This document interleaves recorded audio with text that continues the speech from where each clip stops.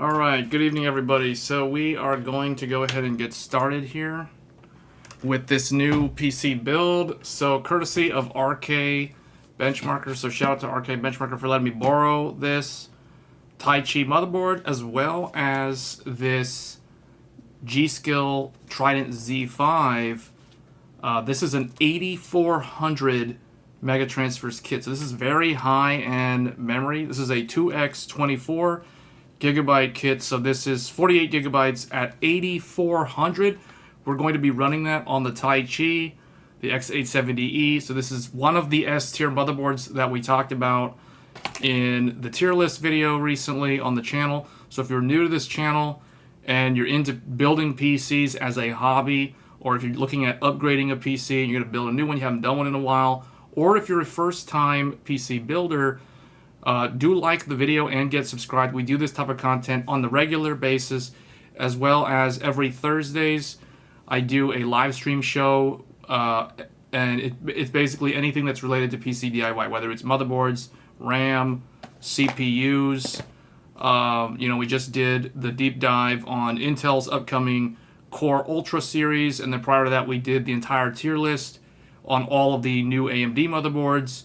So get subscribed if you like this type of content. We go in depth on this channel. So with that being said, we're going to do a simple build video. Now, I actually had to scramble to put the hardware together to do this, because originally I was going to build this PC on a different case, but it turns out that that case can't fit an EATX motherboard, which is what the Taichi is. So one thing that came up when we were comparing these motherboards was the fact that the Taichi, unlike the Strix E and the Carbon and the Aorus Master, the Taichi is an extended ATX motherboard, so it is larger than normal. Actually, I'm going to need to make the YouTube screen a little bit larger. It's actually hard for me to see the chat. So let me do this here, because you guys are very far away from me. I'm sitting way far back from, and this is a 24, I'm looking at a 27-inch 4K monitor, and I am like so far away from the screen, and everything looks so tiny on that 4K monitor. So I gotta make this a little bit larger so I can actually read the chat. Okay. Hey Anthony, hey Dante. Let me tell you something. There are some in Germany. Oh, you're talking about the Nova? Yeah, the Nova is really hard to get right now. That motherboard is super good value. However, I do think if you're somebody who is interested in overclocking, particularly if you're planning to get the upcoming 9800X3D or any of the X3D CPUs, and you're interested in overclocking those CPUs, you're probably going to want to be looking for a motherboard that has the external clock generator, also known as the asynchronous mode. Hopefully the Taichi has that feature. We are going to be finding out on this live stream if, in fact, this motherboard supports the external B clock, or the eCLK asynchronous mode, as they call it. It's got many different names, but similar to the Hero and the Strix, this one hopefully should have it, because this is ASRock's flagship motherboard. Do you know if this Nova has that feature?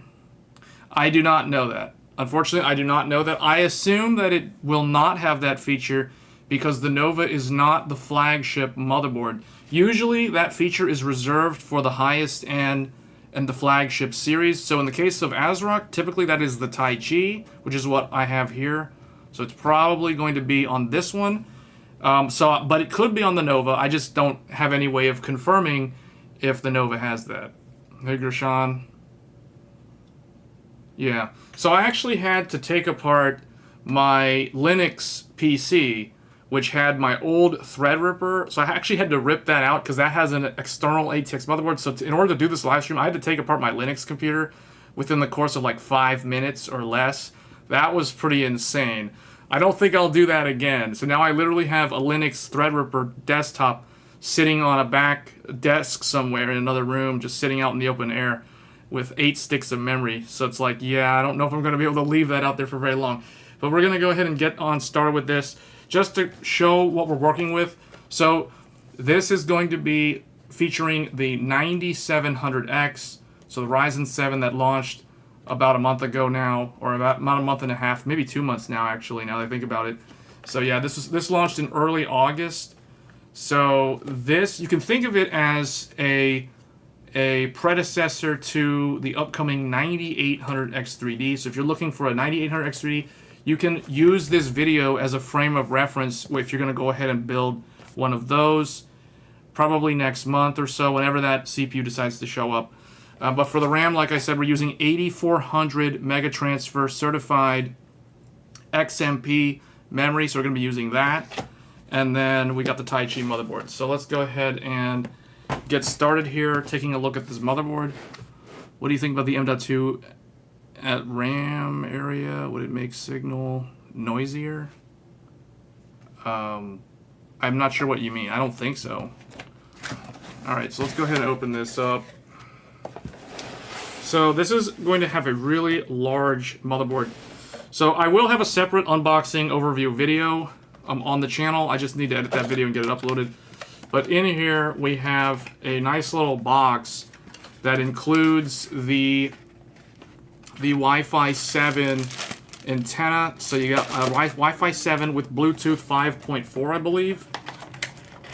So that is in here. We won't be using that, but that's in there. And then the motherboard itself is very heavy. This is definitely a flagship motherboard because it is insanely heavy. And then I guess just to show, let's put the RAM over there for a second. Just to show what is in. How is the audio, guys? Is the audio too loud? Is it too low? Just to kind of show what's in here. Let's see. There are SATA cables. So you get 4 SATA cables. And then on this side, you get a Taichi keycap. I think it's the letter, well, it's the ASRock logo for Taichi, whatever that is. And then some thermal headers, I believe. And then a RGB splitter cable for ARGB. A quick installation guide. A regulatory notice.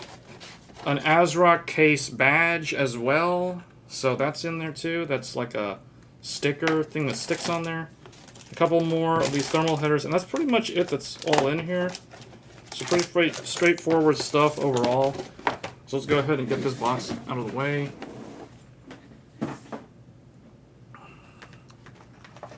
Audio's good? Okay.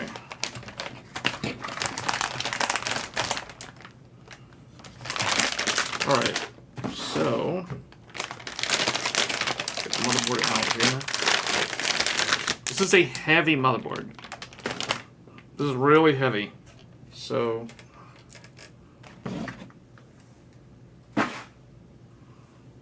this is it. You can see it has well, it's covered up in all this plastic on the heat sinks. But right off the bat, there is a Gen 5 heatsink here, and it is a quick disconnect. So what you do is you press this little circle thing over here. It's kind of stiff because it's super new, but let's just show this one. You get another one over here. So this one is Gen 4. So you get one right next to the RAM.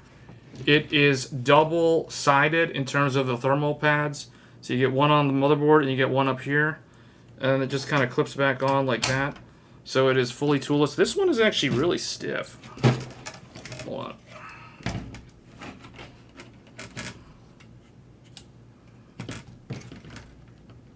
There we go.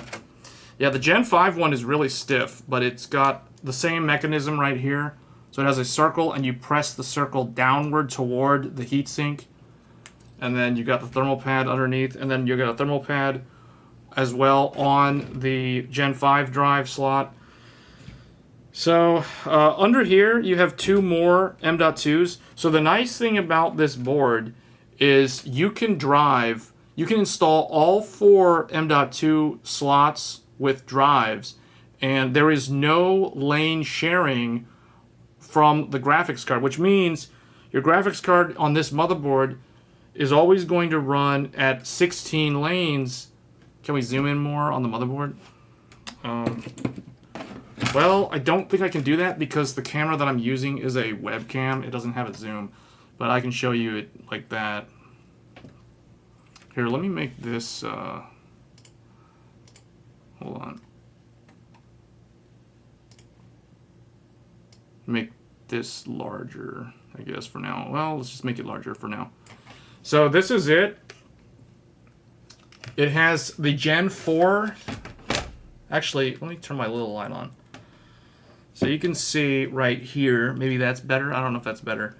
Here, let me just tilt this downward. There we go. So you got a Gen 4 M.2 like this, and it comes off like that.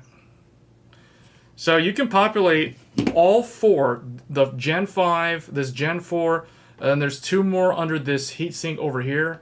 You can do all four of them, and the graphics card is going to maintain 16 lanes all the time. So the only way you will lose lanes on the GPU is if you install something in this bottom slot, because this bottom slot is an X8 that takes 8 of the lanes from the graphics card slot to power it. So if you use both of the PCIe slots, it's X8 for both of them. Otherwise, if you don't use the second one, the top one will run at 16 lanes. But other than that, you can populate all of the SSD or the M.2s, and it's still going to run at 16 lanes all the time. So overall, it's very good. The other thing too, full backplate. This thing has a full backplate. It is very wide, so because it is an extended ATX, it is an eATX motherboard. This the backplate is an ATX plate. So, for example, if you get the Nova is a standard ATX motherboard. The Nova will cover the whole back with this backplate. But because the Taichi is very wide, as you guys can see right here, it is an extended ATX, also known as eATX. It is so large that some of the motherboard is still exposed because it's super wide.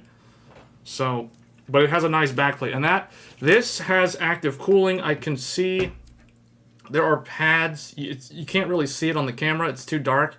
But there are thermal pads that connect the backplate to the PCB to pull some of the heat away from the components. So this is a really, really nice motherboard.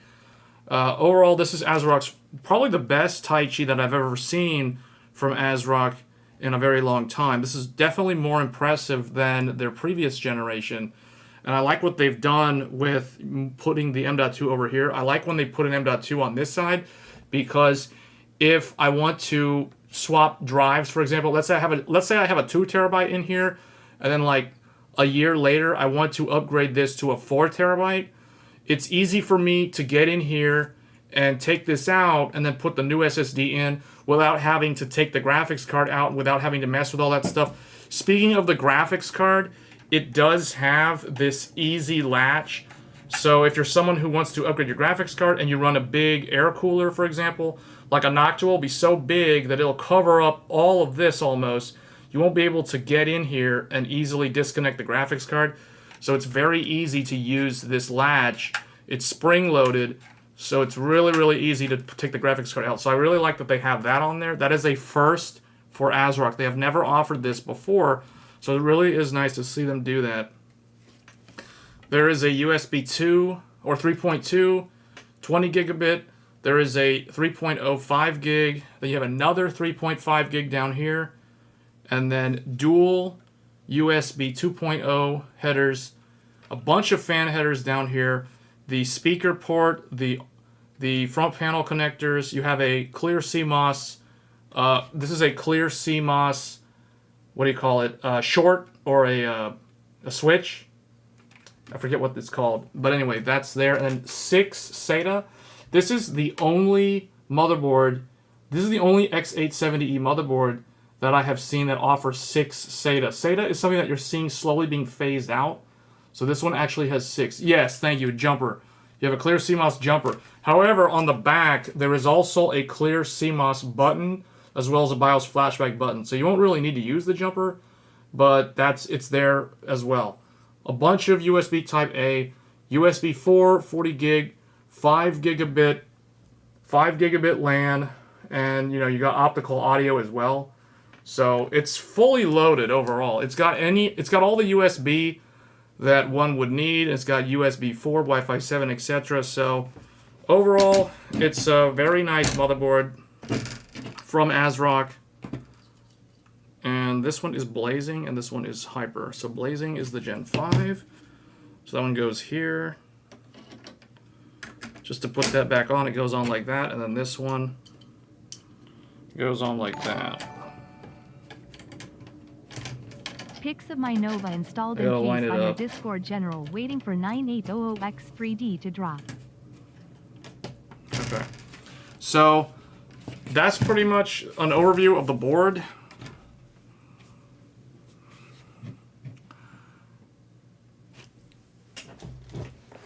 Hold on.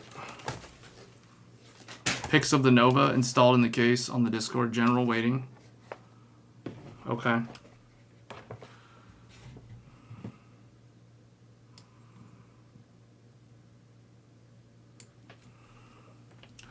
Appreciate the super chat. Thanks for that. You're transferring the Viper 8000 from the Lightning over to the Taichi. The Lightning? What is that? The Lightning board? I've never heard of the Lightning board. Is that another ASRock board?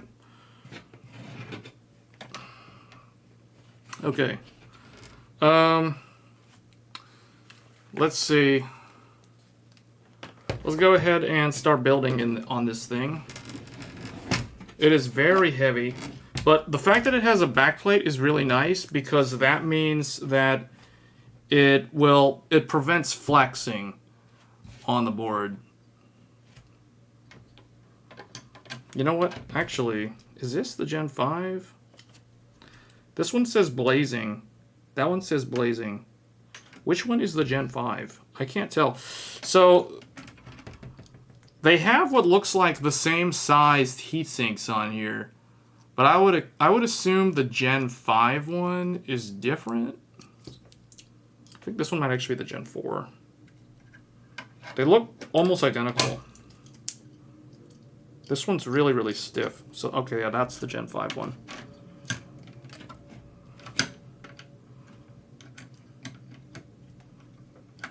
Huh. How does that go back on there? Oh, there we go. Okay. So there we go. Yeah, that Gen 5, this Gen 5 heatsink is really, really stiff. The spring on there is real stiff. But anyway, so let's go ahead and start building with it. Also, I just kind of want to show, like, the VRM on this thing. This is a 24-phase VRM. Really, really large. And it's really tall. Like, the heatsink on it, I don't know. There we go. So from this angle, you can see how tall this heatsink is. And then as well as the one up here. And it's finned really well for airflow. So it's got a lot of surface area. Alright, so let's go ahead and build in here. I like to put the RAM in and then the CPU before I install a cooler or anything. But what we're going to do on this build, we're going to do something a little bit different. So last time I built with a 360 AIO from Deepcool. This time we're going to be using a Deepcool air cooler. We're going to use an AK620 to showcase what that looks like. But let's go ahead. I'm going to leave it the shot large like this so that we can show the CPU. So let's go ahead and put the CPU in. So you can imagine this is a 9700X, but you can imagine the 9800X 3D would be installed the exact same way, as well as any of the 9000 series CPUs. I recommend if you're going to build a 9800X 3D system that you go with an X870E or X870 motherboard, because these support the new Ryzen CPUs out of the box, which means you don't have to immediately update the BIOS. Although it is best practice to be on the latest BIOS, these motherboards support the new Ryzen 9000 like from the factory, whereas that was not the case with the previous X670 and the B650 boards. Those require a BIOS update in order for them to recognize the CPUs. Alright, so let's go ahead and open this up. There is the CPU. And then what we do is you open this, the lever goes down, the socket retention for the ILM opens up. It is the reverse order on Intel, so keep that in mind. And then we just line it up. There is a notch at the top here and at the bottom, so you make sure it's lined up correctly. There is also an arrow that points diagonally toward the EPS power connectors on this board, so it goes that way. That way you know you're installing it correctly. So we just put that down and leave this cover on, because as soon as you start putting this on, it's going to clip off automatically. See? So and there it goes off automatically. So that's how you install the CPU. So that's how it looks once it's in the socket. Now we'll put the RAM in.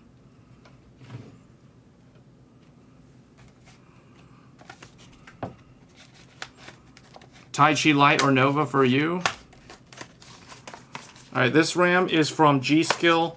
This is XMP 8400. So 8400. Cast latency 40 at 1.4 volts. So very, very high-end RAM from G-Skill.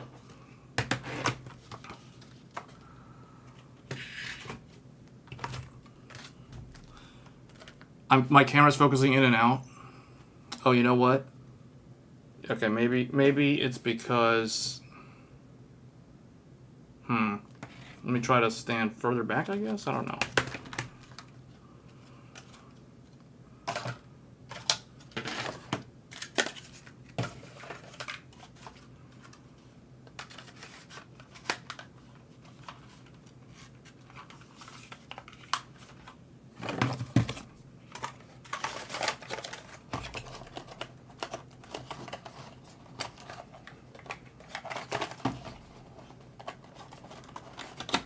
Alright, so that's the box. I guess I'll just let that sit over there. Alright, for the RAM, you want to make sure that the notch... This is different from DDR4. You cannot take DDR4 and it will not work. It will not fit in this board. You'll damage the board or the DDR4 if you try to install DDR4. So for this motherboard has the latches on both the top and the bottom. So we are going to be using the second and the last one from the CPU. So that's A2 and B2.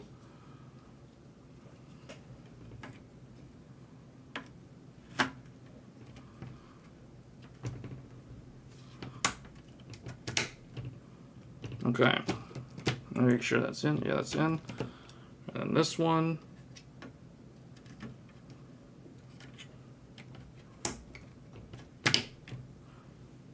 It has that click sound that it makes. Alright, so the memory is installed.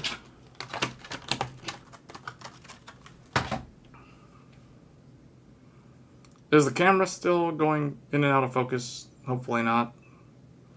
Maybe I just need to stand further back from it. I'm not sure. Anyway, that's the CPU and the memory. So now it's good to be placed into the case. You do want to peel off. You want to peel this stuff off because if you leave the plastic covering on, especially if you leave the plastic on the heat sinks, you're going to cause the heat to be trapped between the plastic cover, which is going to be like an insulator, and the metal. So make sure you remember to remove the plastic covers, because the plastic covers are a heat isolator or insulator, and you want the heat to be able to radiate away from the metal or from the aluminum fin stack. So make sure you remove these plastic covers. ASRock has a whole bunch of plastic covers like all over the board. There's covers all over the heatsink, like this, for example. I don't even know why they put covers on the latch, but they've got covers like all over this thing. So you want to make sure you remove these. I'm going to leave the ones on the M.2 right now because I'm not going to install an M.2. I don't have one available right now. So we're just going to go ahead and build a computer. Hey, PC Low. Thanks for the sub. What was the question? What is better? Oh, 32, 64, DD4. I consider 32 the minimum. I actually would recommend 48 gigabytes because you can get 224, which is basically what this is. So for those of you that don't know, this is 24 plus 24. So this is a total of 48 gigabytes of single rank DDR5 that is certified to run at 8400. So this is 8400 DDR5. So that's what we're gonna be testing if that can work, if we can train to that here in a little bit. So let me go ahead and let's make this a little bit smaller now. So what I'm going to do now is for the GPU, we're going to be using this because this is what I had on hand. This is a reference card, RDNA 2 based Radeon RX 6800 XT. So we're going to be using this just for the graphics card to test the retention. Actually, there's a thing here that has to be removed. Yeah, this has to come off because that's getting in the way of the GPU. These other ones can probably stay on here, but yeah. Okay. So we'll be using that. This is probably one of the nicest looking reference cards from AMD. This has an RGB Radeon logo. It is a dual 8-pin. The 6900 XT has the exact same reference cooler.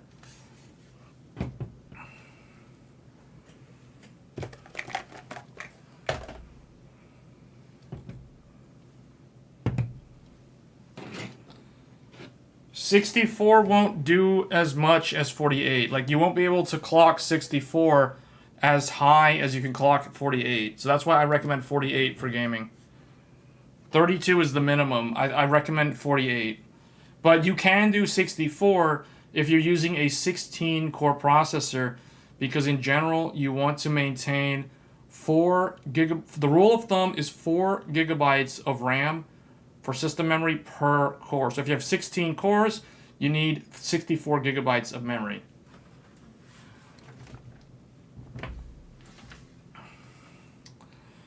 Okay, we're gonna have to move all of this stuff actually.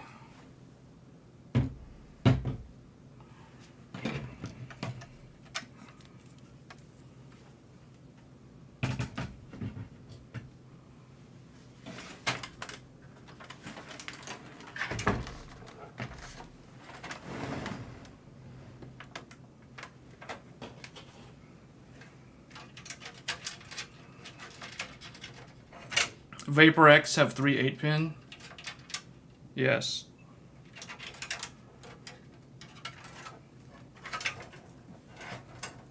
Now, this is an EATX motherboard, so I'm going to have to make sure that the fan cables and stuff don't get in the way.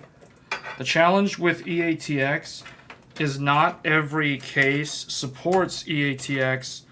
So in the case of the one that I wanted to use, I can't actually fit EATX motherboards in that one, so I had to swap over to this one. This is the case that I use for my Linux computer.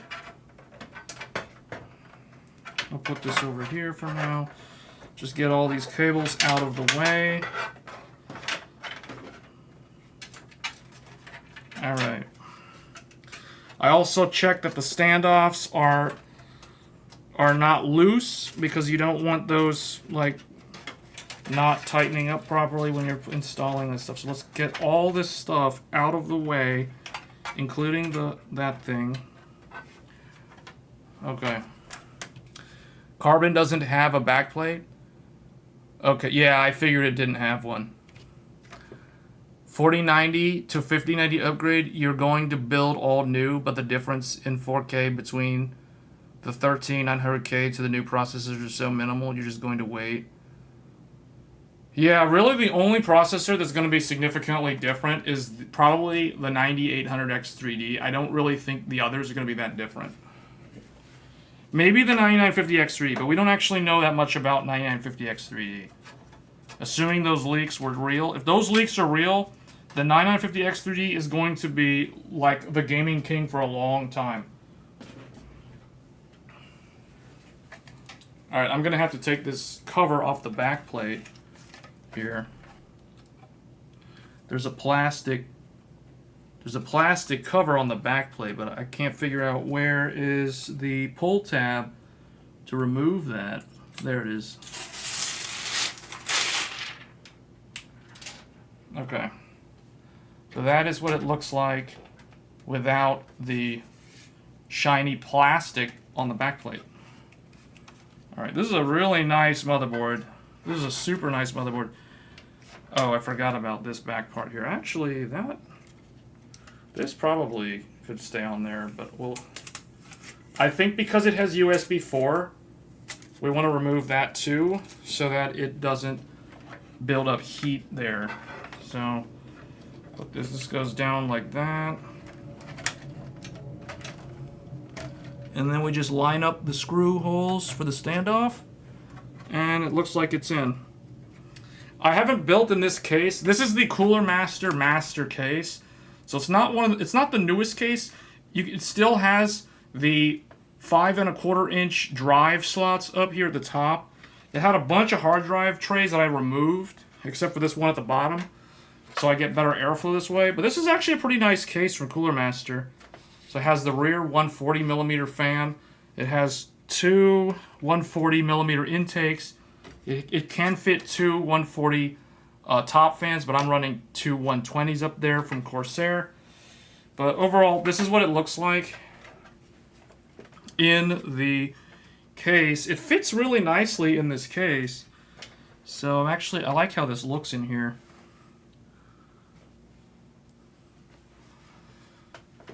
PS5 Pro is 1,000 euros now. Man, what is going on there?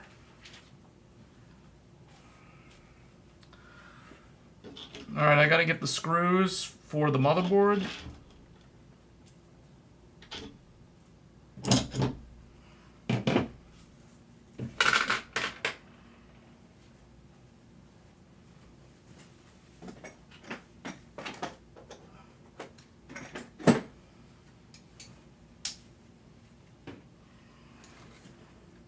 I like that this motherboard shows all 9 of the screws. What I didn't like about some of the older motherboards was how some of those heat sinks would cover up some of the screws, so it'd be really annoying to install them or even swap the board out.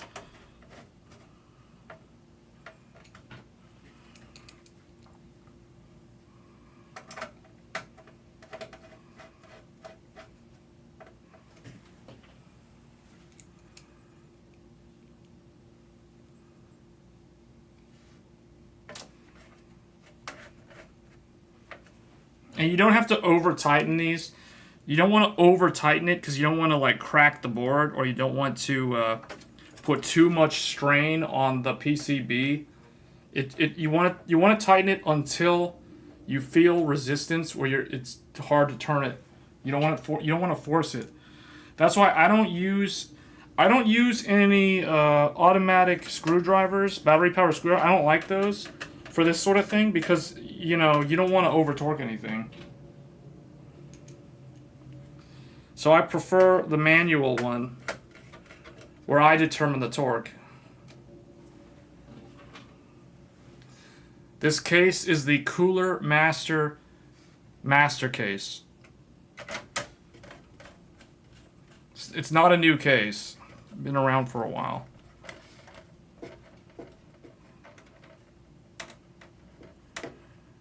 Okay, so that's in. Where is the 24 pin? Oh, right there. Okay, I was like, is it underneath there? Hope not.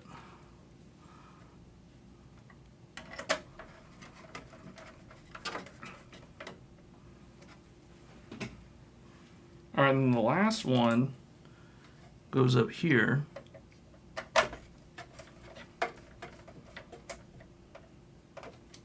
Alright, so the motherboard is secure to the case. Now we need to plug the EPS cables in.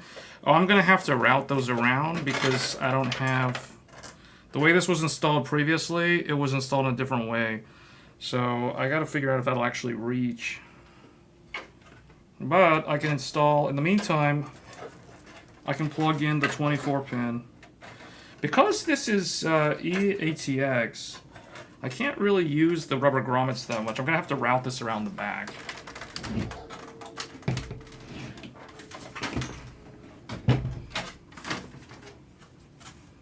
I like how the top is magnetic, so it's really easy to remove.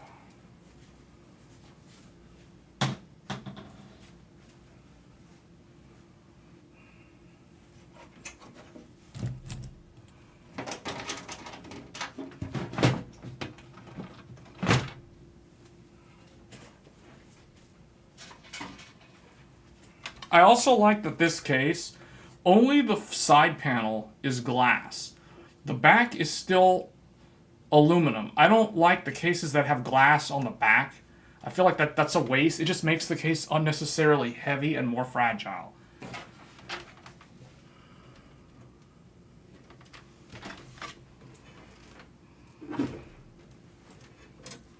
Okay, so this is going to have to go all the way around and come through here and then plug in like this.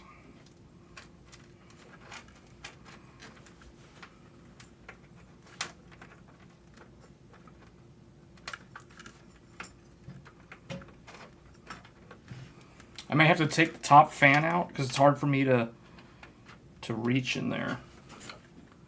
Because the top case fan's getting in the way. I can't really reach this. Yeah, I'm going to have to take the top fan off.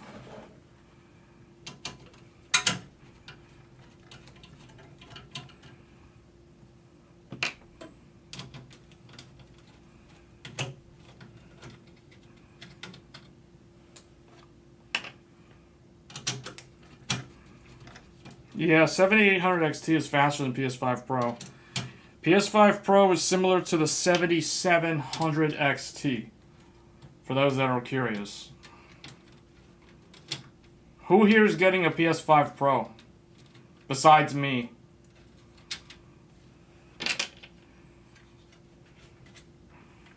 Wow, this top fan was in there really tough. Alright, there we go. Now I can actually see what I'm doing.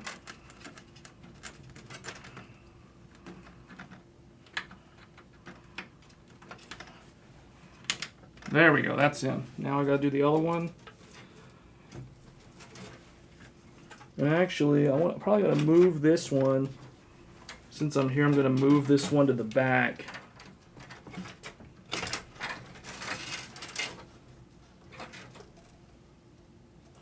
I'm gonna put it in the middle.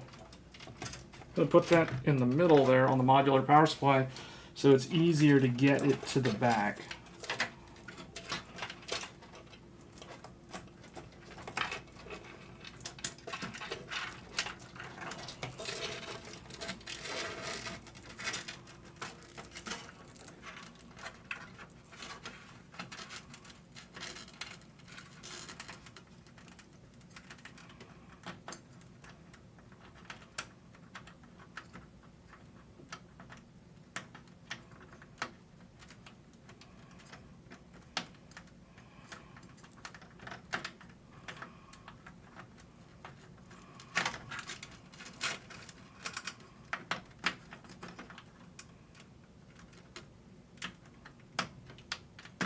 There we go. That was kind of hard to get in, but okay. All right, so the EPS cables are both in. The clips are all the way down, so nothing's loose. You want to make sure that's not loose. All right, so that, I believe, is the only thing that I need to run through the back here. I guess we'll put this back on. I'll put this top fan. Let's see, how do I want to mount that? This will mount it like this.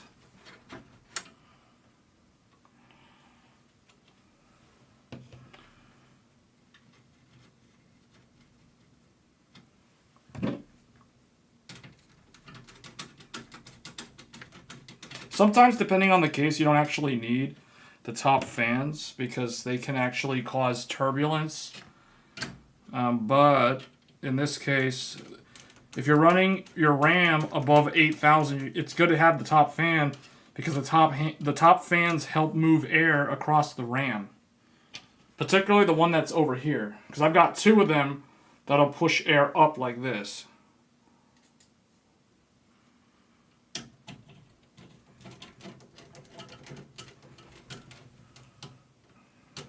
Maybe PlayStation 10 in 40 years.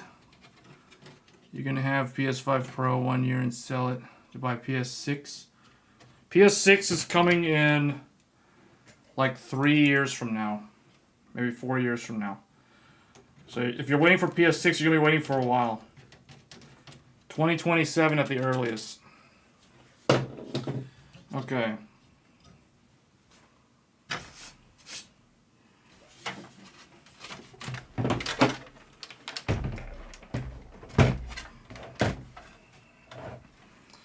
Alright, so now I need to put the 24 pin in. I also have this USB 3.0 cable here that we can put right there or down here. I'll probably put it down there. So now this guy will go over here, I guess. Or maybe I'll route this around the back.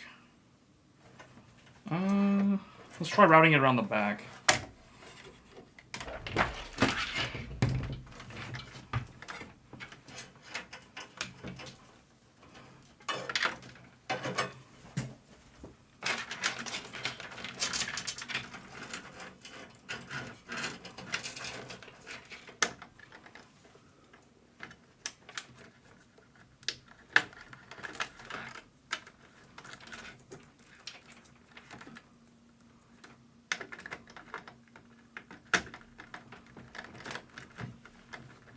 Alright, we are using a Seasonic 1000 watt prime titanium. So this is a titanium, 80 plus titanium rated power supply.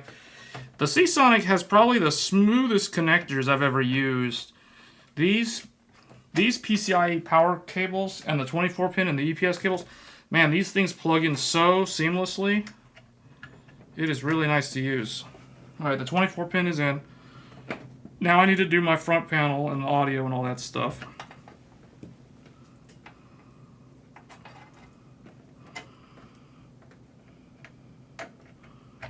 So front audio is in. What else? I gotta do the front panel headers. We gotta do USB 2, the fan, these fan headers, which are buried under all of these power cables. Alright, they got a water pump fan header down here, but I want to use the chassis fan header. I'm going to plug it into chassis fan 1. Those are going to be the front intake fans. And then I need to plug in the USB to one of these. So we'll do this one.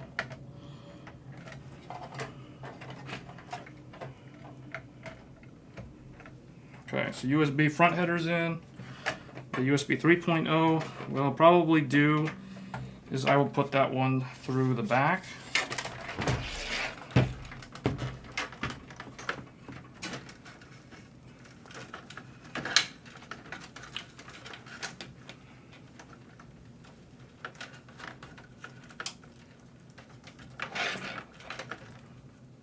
Oh, this is the power switch. I don't know how that got...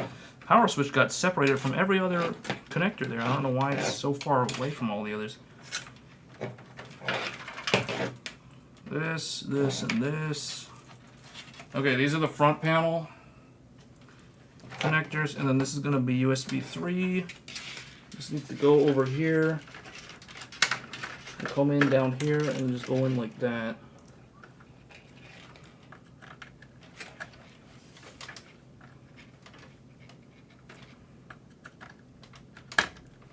Okay, USB 3 on the front is in.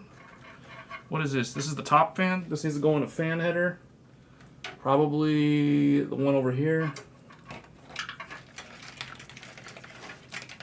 I'll put this one on fan 2. Alright, so I got my case fans.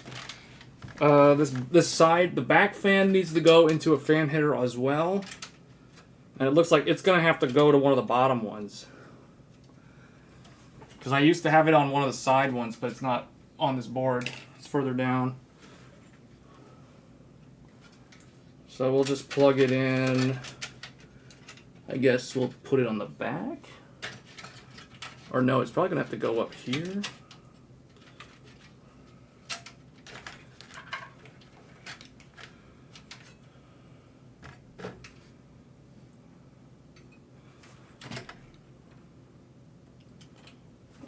Oh, there is one here, chassis fan 4. I'll put it on chassis fan 4. It's a 3-pin header. I'll have to kind of cable manage that later. Or put that away from the thing. Put that away from the VRM. Okay. What's back here? Oh, the onboard stuff. This stuff. So we got reset. Oh, we got power. The power switch. I don't think that's gonna. Okay, there we go. Power switch. Reset switch. Power plus LED. Power minus LED. And hard drive plus minus LED. And then on top of that, we have the speaker. Now, when I did the build on the Hero, Asus has disappointed me because Asus removed the place to plug in the speaker. And this is very useful for you to listen for when the PC will post. You can listen for the beep so that you know it's going to go into the operating system and it successfully posts. If there's a problem with the PC, the post will make beeps indicating the problem. For example, 3 beeps means there's a problem with either NVMe or the RAM, and 4 beeps means there's a problem with the graphics card. So this is a very useful thing to have. So I was disappointed that Asus removed it, but it is nice to see that it is on the Taichi from ASRock. So I like to have all the diagnostic capabilities on the board. I'm going to route these through. I think I got everything. All right, I think I can actually close the back.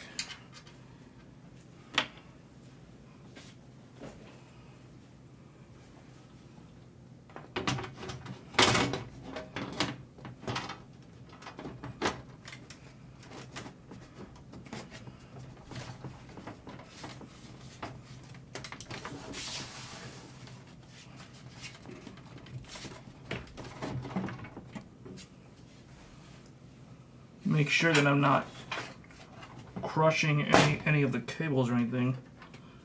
Okay, that looks good.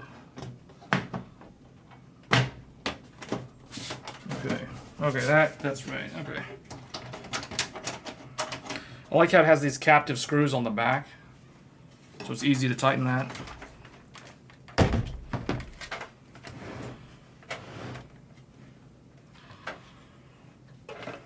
Okay. Now I gotta put all these front panel connectors in here. What is this? Is SATA? Oh. Okay. Okay, so we got power and reset. Which one? Power is that one. So we got power. We have reset underneath it. And HD is going to be plus over there. So that one is going to be like this.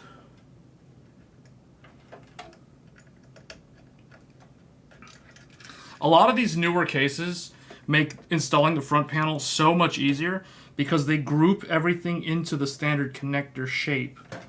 But this one is not. This older case doesn't have that. All right, that's the reset. Okay, so reset, and then power goes here, and then where's my, which one is plus minus? Okay, plus is this one. Okay.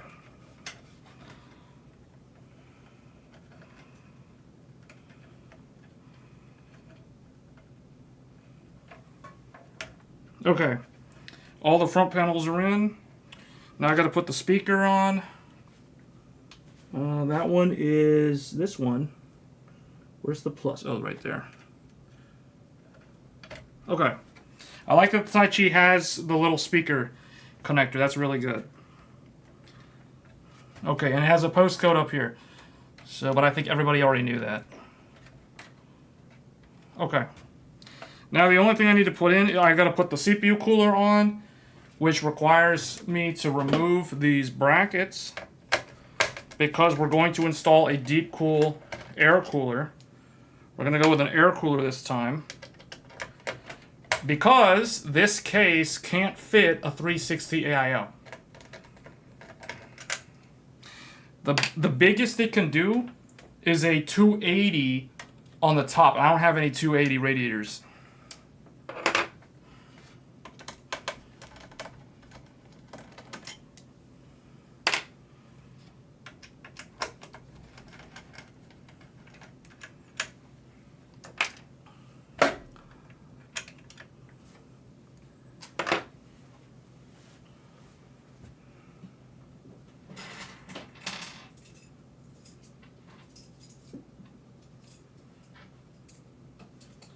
Alright, this is the cooler that we're going to be using.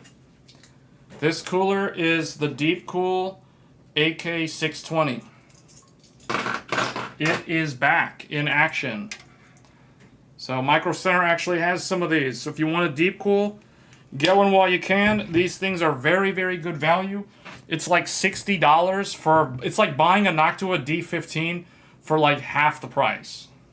And it performs almost identically. So really, really good value.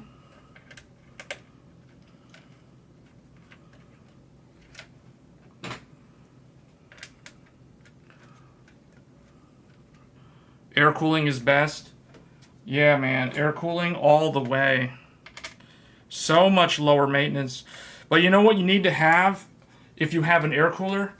You gotta have the GPU latch. You gotta have this quick disconnect. This quick disconnect thing is more useful for people with air cooling than for people with liquid cooling.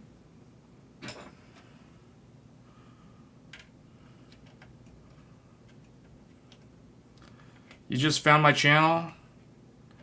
You're working on a new build, picked up ASRock, Nova, and the 7900 XT. Oh, I could put the 7900 XT in here. Oh, actually, no, I can't. It's in my Intel computer right now.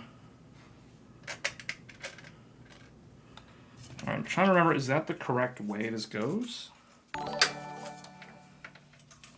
does this go outward?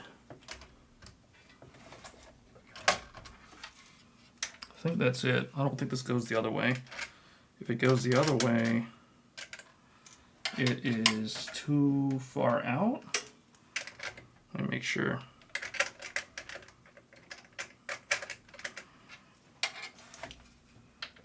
Yeah, okay, so they definitely go inward.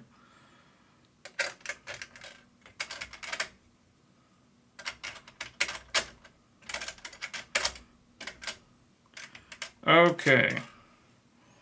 Now we put these on.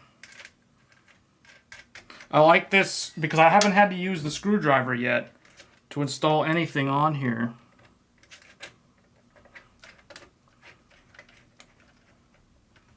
I've done this all by hand.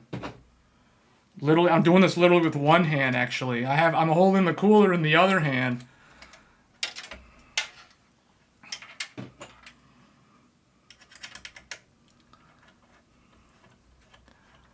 Hey, Death for 2, thanks for the super chat. Much appreciated. Welcome to the channel. All right, now I'm just gonna like see if this needs to be tightened. Okay, that's good. That's good. That's good. Okay. All right, like I said, you don't want to over tighten. You don't want to over torque any of this stuff. It doesn't need to be over torqued. All right. Thermal paste time. Everybody's favorite, thermal paste.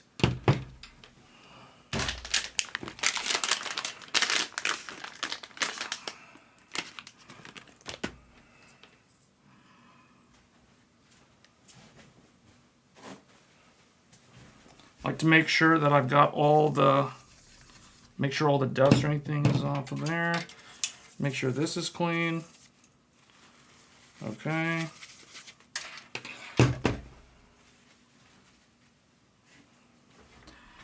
Okay. And test fit this. Actually, I gotta take this fan off.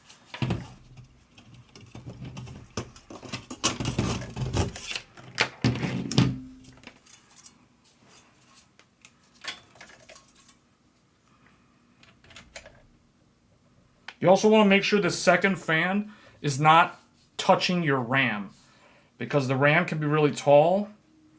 So it looks like I have it. Actually, let me look at it from here. Yeah, so my fan, the nice thing with the Deep Cool's height on their second fan is so good that you can put like Trident Z5 underneath it, and it's not going to touch the RAM without having to move this up like you have to do on a Noctua. So that is actually really nice.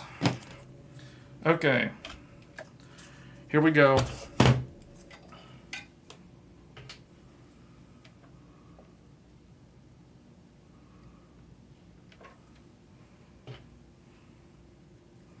You only need a tiny little grain. A tiny little rice grain is all that's needed. That way I can conserve my thermal paste. And it's more than enough.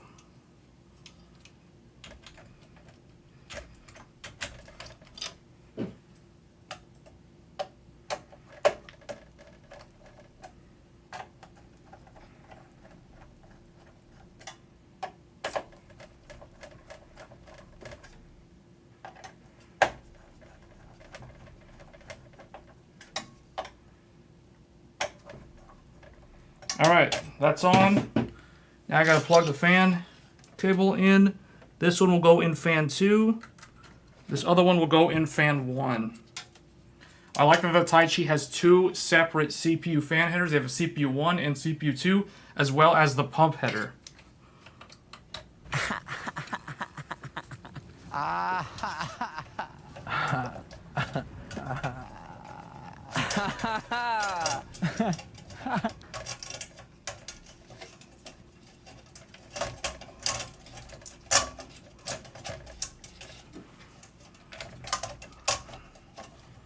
There we go. Okay.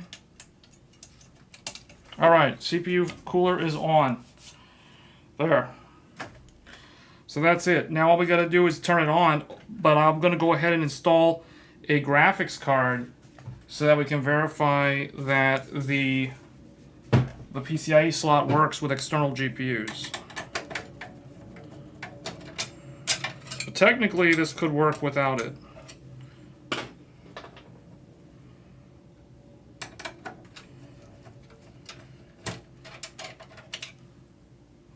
Oh, did I take the wrong one out?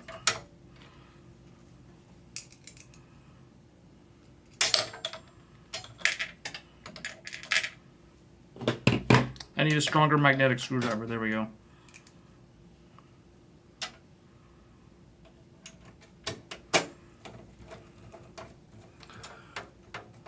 You bought what? You think, what? Ryzen? What? Oh, this one needs to come out.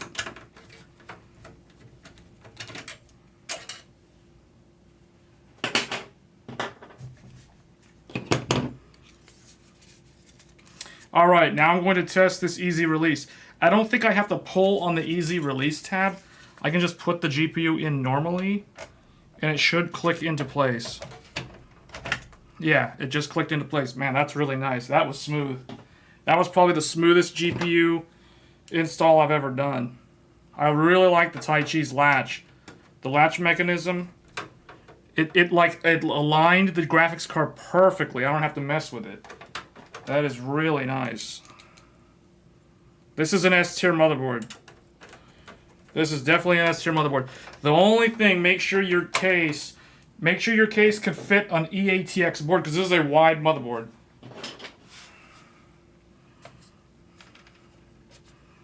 All right, graphics card power cables.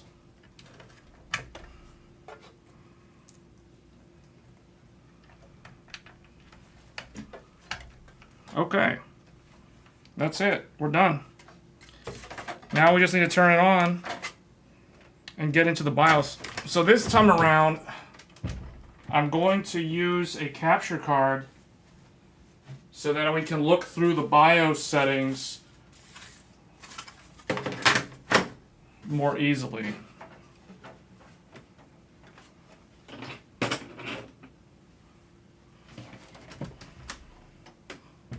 Now, how best to do this, though?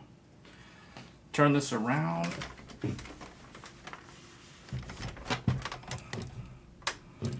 Probably we'll have to move this camera.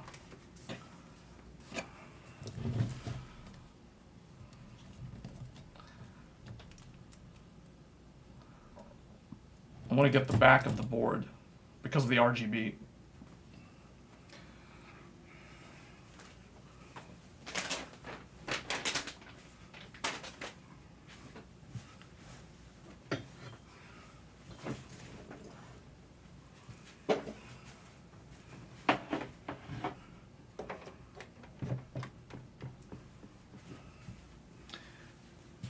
Oh wow, the RGB is already on.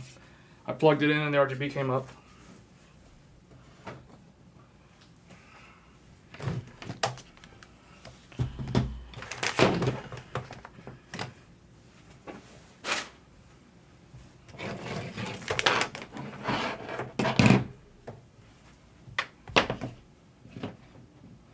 Gotta plug the keyboard in. And the mouse. Where's the mouse? I don't know why my mouse is like on the floor. Just fell on the floor for some reason. Alright, so let's do this. This has to go all the way around like this. Or I can make it go around the front, but this is better. Plug this one in up here. And then the monitor.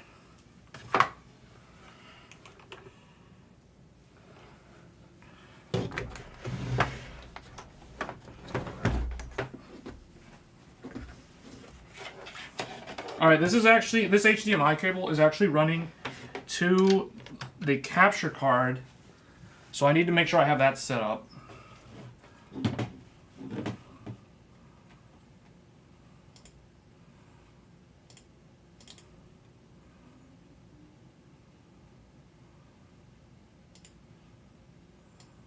Put this here, I guess. Hold on. I'll put this like here, I guess. Alright, I gotta turn it on too. Where's the... Alright. There we go. It's on. Now we just wait. Let's see, what is the code? Code 15, that's what you want to see. In fact, I'm going to leave this off so I can easily see it. Yeah, code 15. I don't know if I can get a shot of that. Maybe from... No. Alright, well... Okay.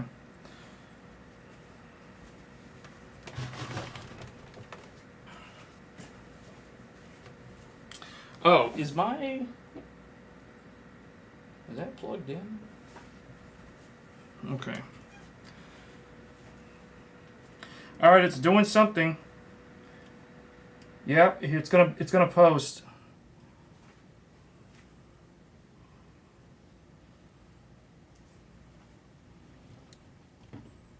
Unless my splitter's not working correctly. Hold on.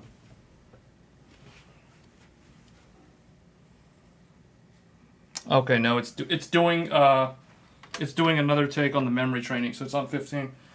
I hope my capture card is actually connected correctly, because I don't know.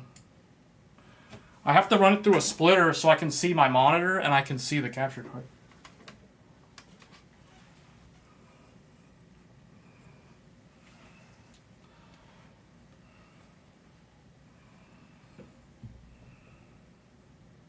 The newest BIOS is 308. Oh, we may have to do the BIOS update.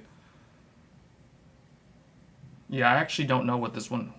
You know, the thing about ASRock also, like the BIOS chip actually has the BIOS version printed on the BIOS chip.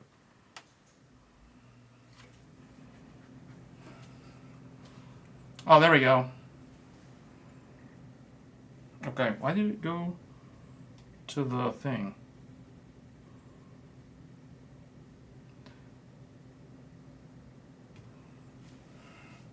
Maybe I shouldn't use the capture card until... Oh, there we go. Oh, okay. Okay, that's whatever. I thought it was gonna... You know, I'm surprised. I thought that this was going to do that message where it's like reset FTPM and all that stuff, but it looks like we're actually in. Okay.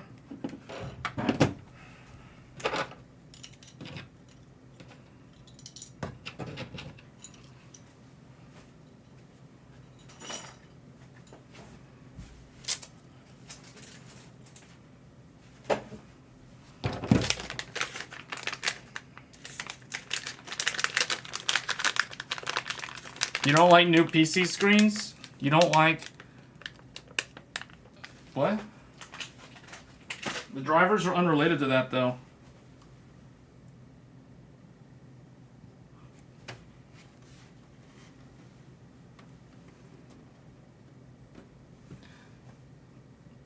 I'm trying to look at the RGB. I just want to see like how it looks. Yeah, the RGB looks pretty good. So here, hold on. Let's do this. So that's what it looks like.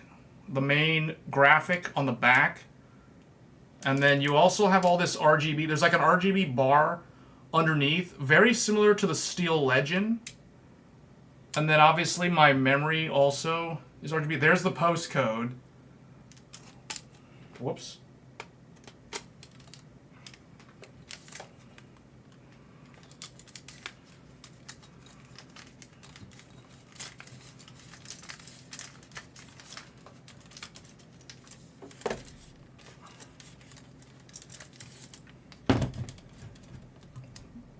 Here, I'll just leave it on the back graphic like that.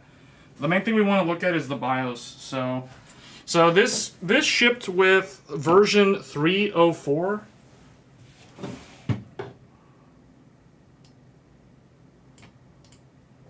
Hold on, let me put this up here.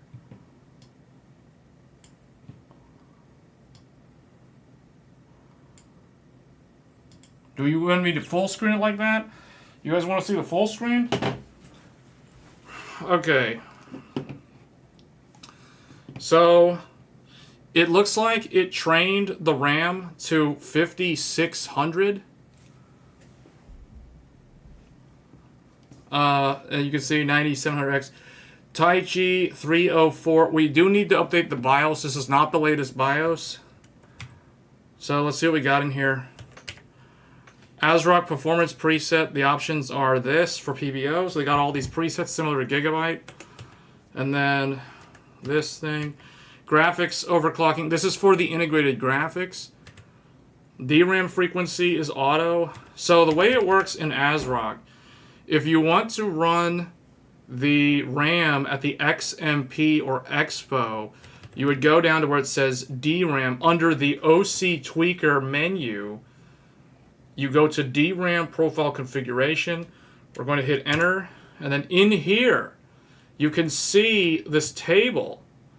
So we have a JDAC 5600 CL44, and we have no Expo profiles, and we have one XMP1 8400 CL40.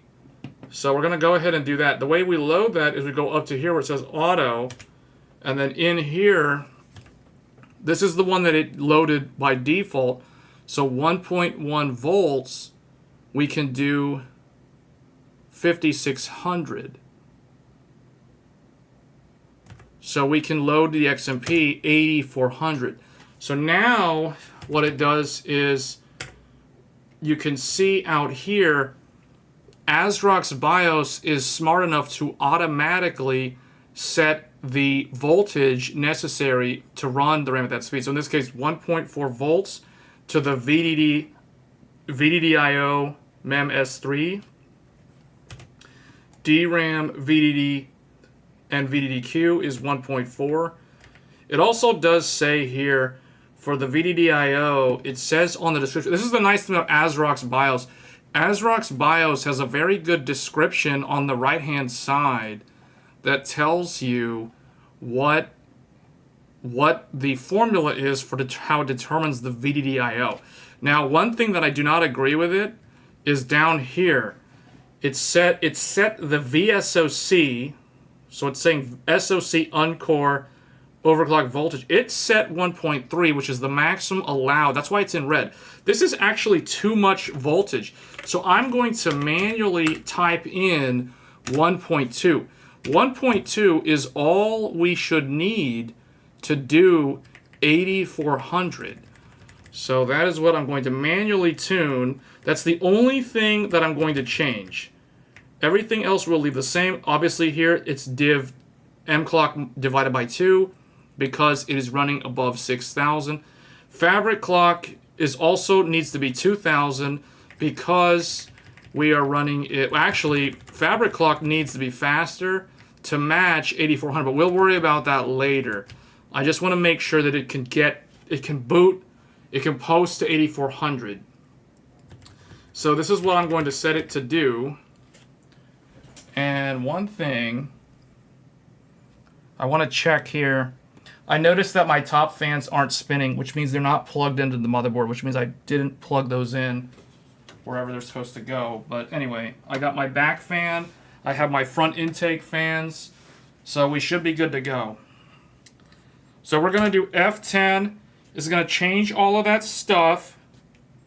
Hit enter, and there it goes. Now it's going to train.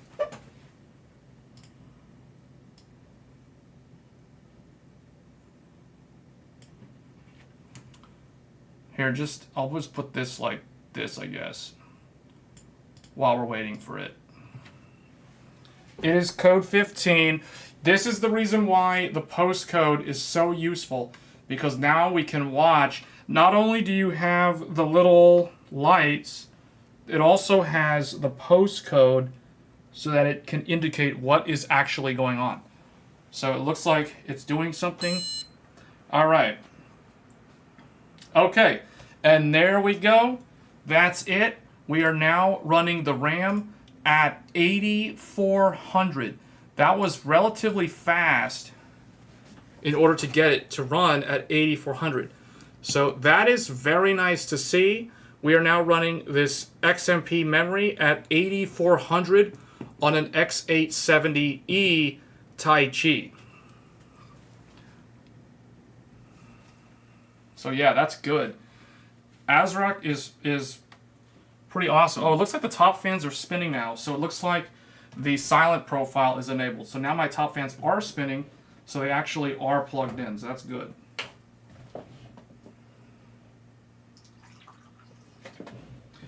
All right, the other thing that I want to know on here is whether or not this has the external clock.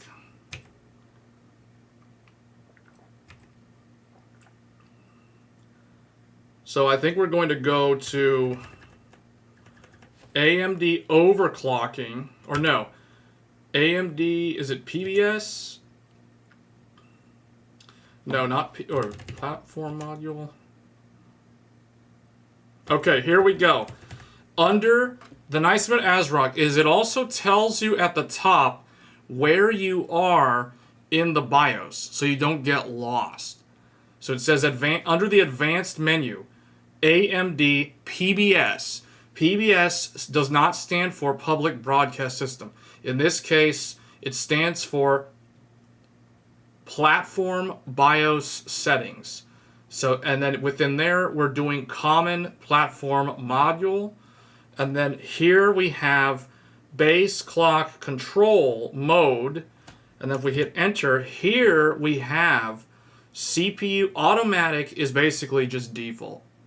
Now we have CPU clock. The options are auto, which is the default, which means everything runs at 100 megahertz reference clock internally on the CPU, or we can make the CPU clock and the PCIe clock the same, or this third option, which says CPU clock for overclocking and the PCIe stays at 100. So if we do that, and now in here we have CPU base clock. And it says right here, increasing the base clock will increase the internal CPU clock speed. It only affects the clock speed of CPU and memory. Okay, so that means that this will not affect the PCIe or the USB. However, this one is not isolating the CPU from the memory. So unfortunately, the memory PLL and the CPU PLL will be tied together. So though this is still better than having nothing, it allows us to overclock the CPU with base clock. But then if we're going to do this, we have to walk the memory back down. So for example, if I do 101, this is 101 megahertz as the reference clock. And what is this? Spread? That one we're going to leave alone. So we're going to do that. So unfortunately, it looks like it will impact the RAM speed, which means if we're going to do this, we need to make sure that we manually set the RAM to a specific speed so that if we're changing the memory speed, we need to make sure that we're walking it back down appropriately.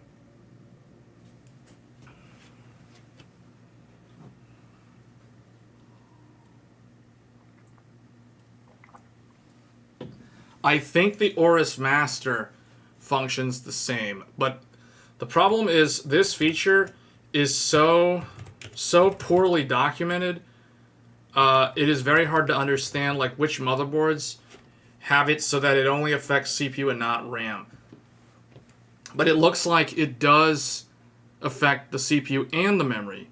So if you're going to use base clock, so for example, if you want to overclock the 9800X3D using the base clock and you're on an ASRock Taichi, just make sure when you do this, you also walk the memory back down. Okay? That's like the one thing that I would note down about this. So it looks like this doesn't have... This separates the PCIe from the CPU and the RAM, but the CPU and the RAM are still tied together, unfortunately. So, but it's still better than having everything tied to one clock. So it's still kind of useful, but not as useful as the Strix E-E base clock or the base clock control on the Hero.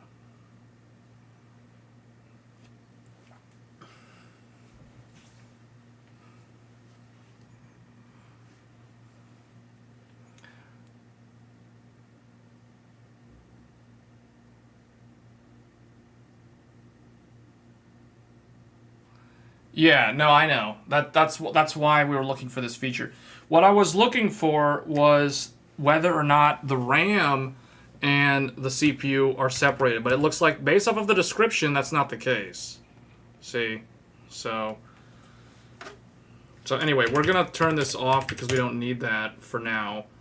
But that's pretty much what I wanted to see. So the nice thing is we are able to run the RAM at 8400 megahertz relatively easily, and I kind of expected that to be the case with these newer motherboards because the Taichi has a brand new, like, it's got newer memory lane trace layouts.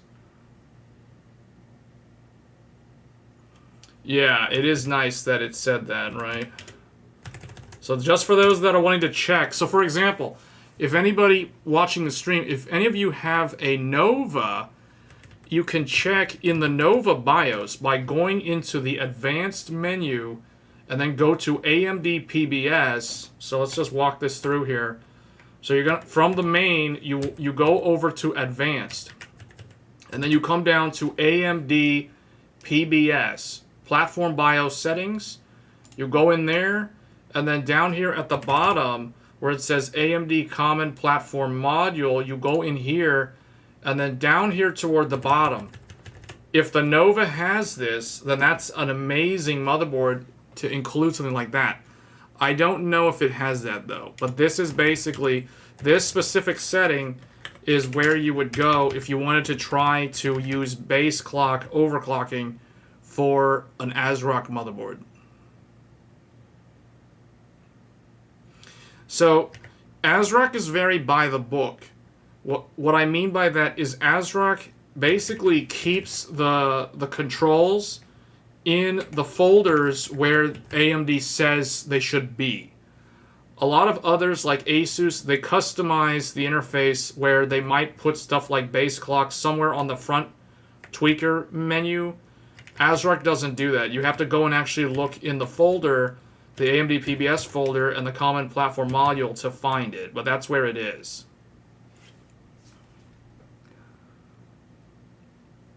You think the AMD Common BIOS settings menu has some nice virtualization features? Yeah. The other thing too on here is, yeah, SVM and stuff are in here. AVX 512 is also on here. So yeah, there's a lot of stuff in here. The system management unit as well. The UMC. So here is the memory control stuff. So the timing control things should be in here. The bus configuration. So for those of you that want to run 192 gigabytes of RAM at 6,000, you're going to need to manually figure out what your processor CK drive strength, CK drive CA and CS drive strengths. All of these things have to manually be tuned if you want to run your 192 or 128 gigabytes of RAM at 6,000, because it is definitely a lot of trial and error.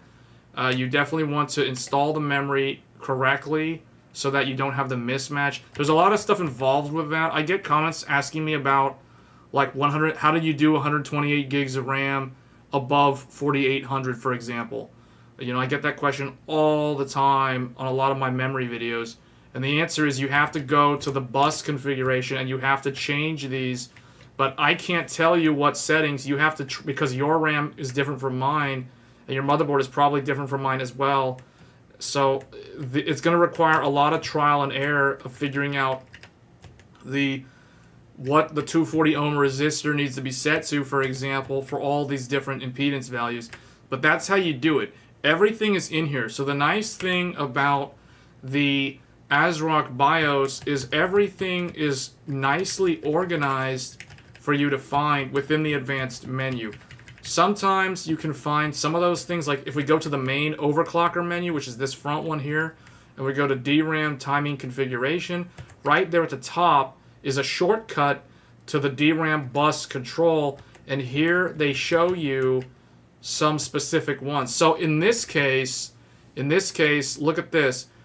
In order for ASRock to get the RAM to run at 8400, the BIOS is smart enough to manually select a proct ODT value of 48 ohms. This is different depending on the motherboard. Some motherboards want less resistance, others want more resistance. So it really depends.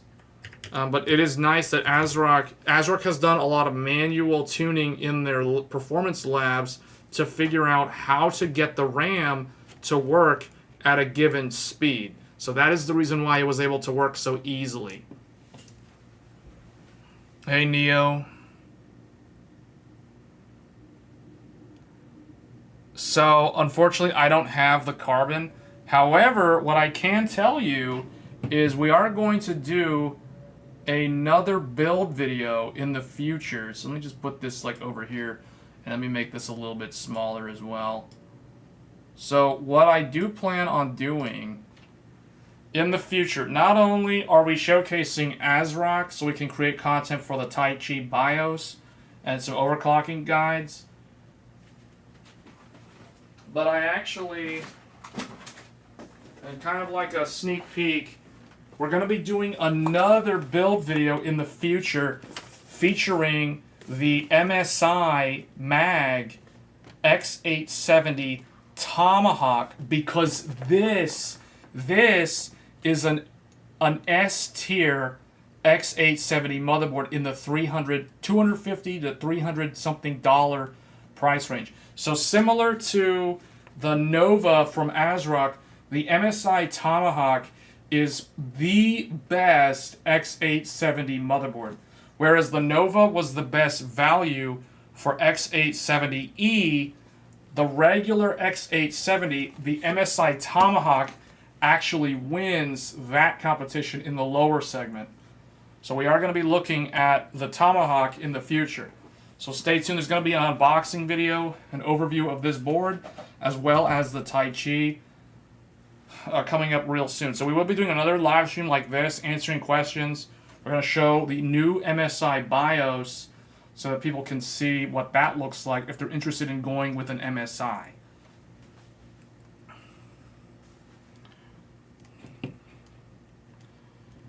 But that's pretty much it. So it's nice to know it does have the B clock that separates the PCIe from the CPU. However, the memory is still tied to the base clock. So just know if you want to use base clock overclocking, you need to set the memory divider lower so that it doesn't overclock the RAM while you're trying to overclock the CPU, if you're going to use base clock. So I guess the other thing too, let's go back over here.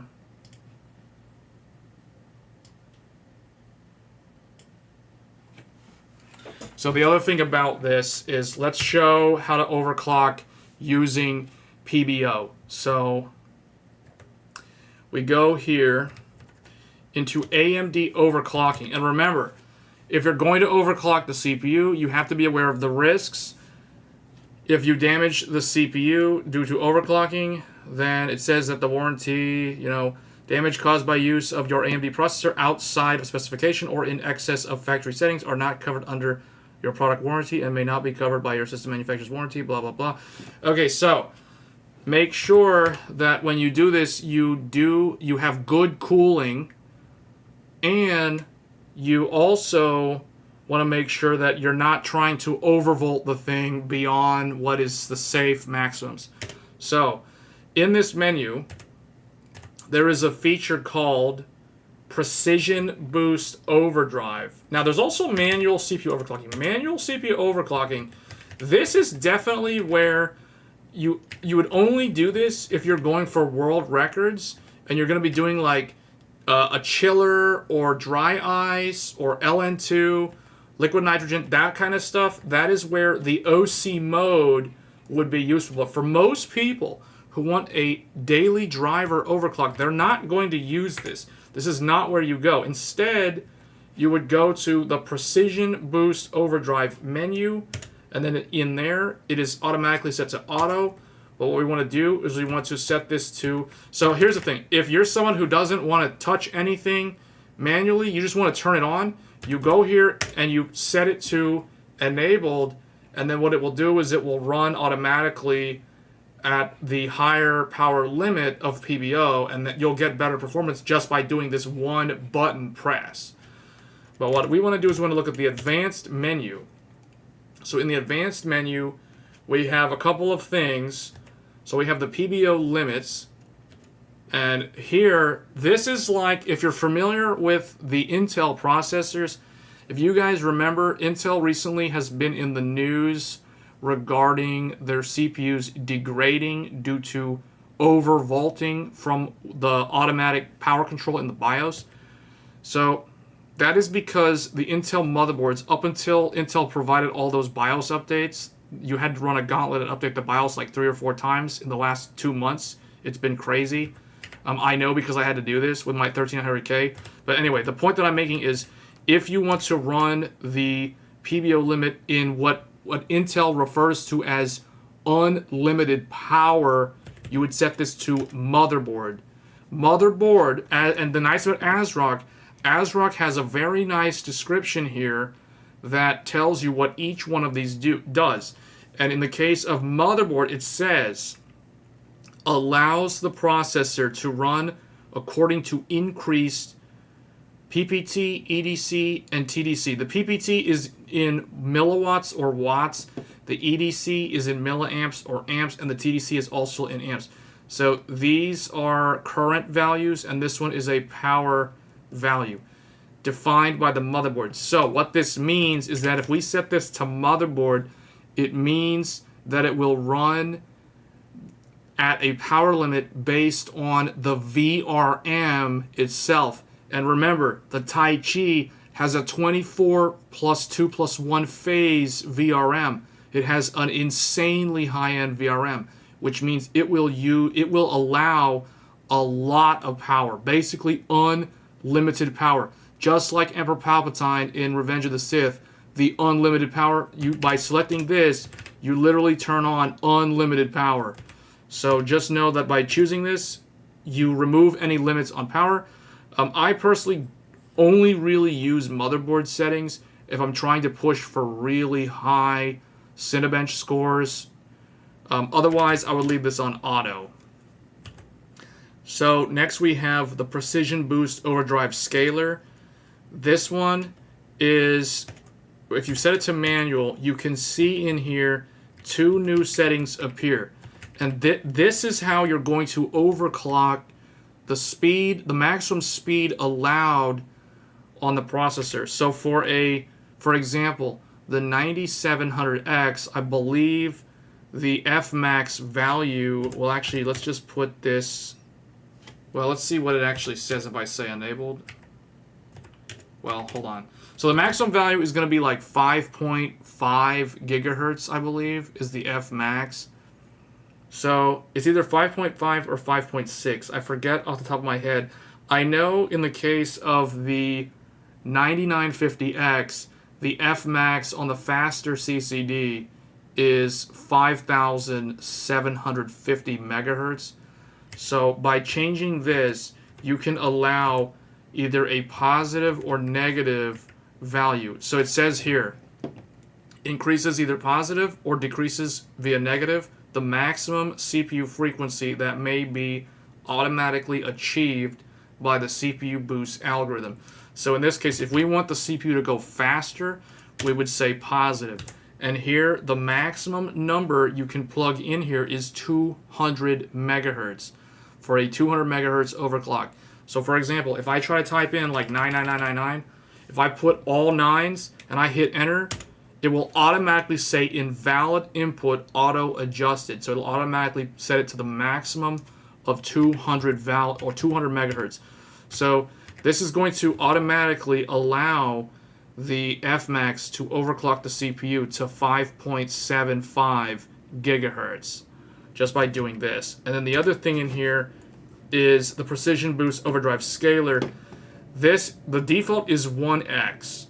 And what this does is this overrides the AMD default Silicon Health management to potentially achieve higher sustained frequencies under CPU load.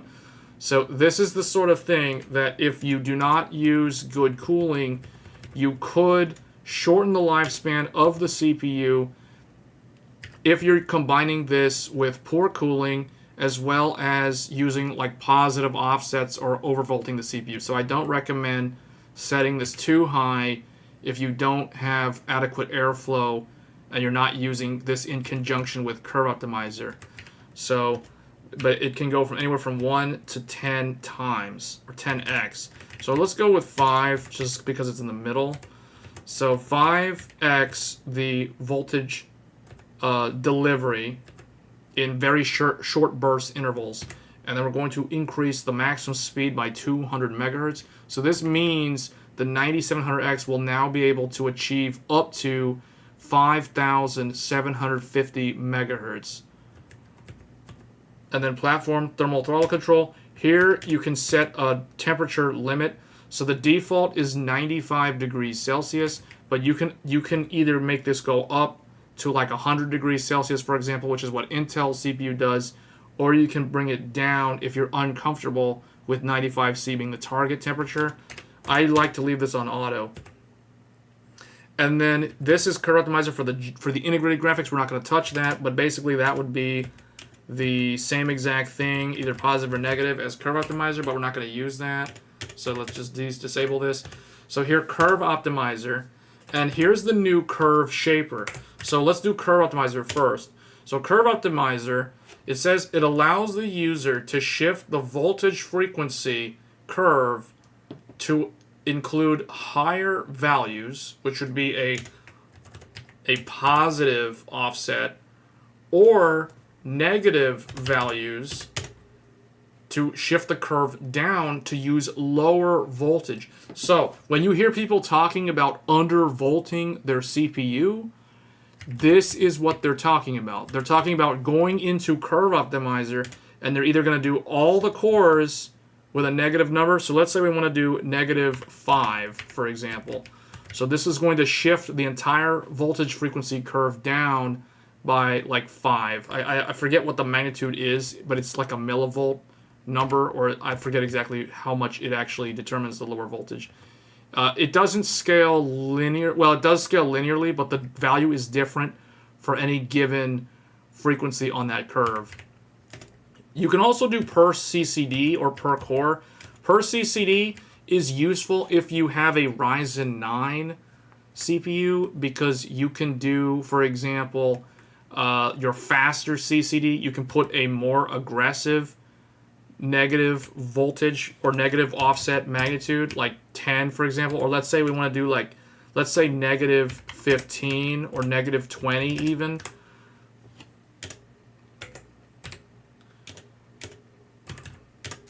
So negative 20 for the top CCD, and you can do negative 10 for the second CCD. That's just an example. If you have a Ryzen 9, because a Ryzen 9 has two different CCDs.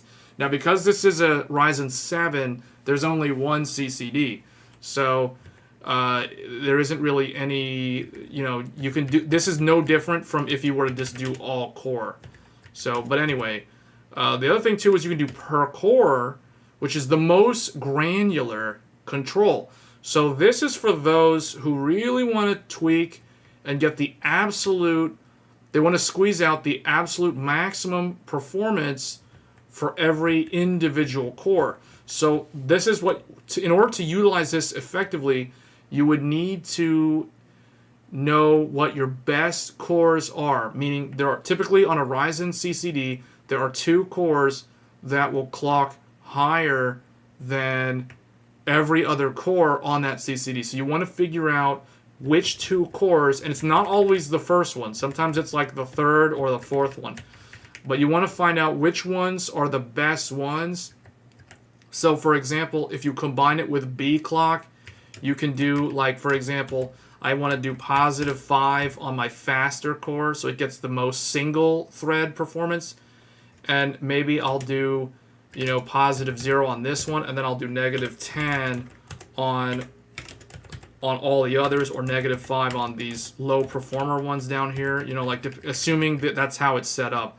So you can do like a mix of positive and negative depending on which cores are really, really good and which cores are mediocre.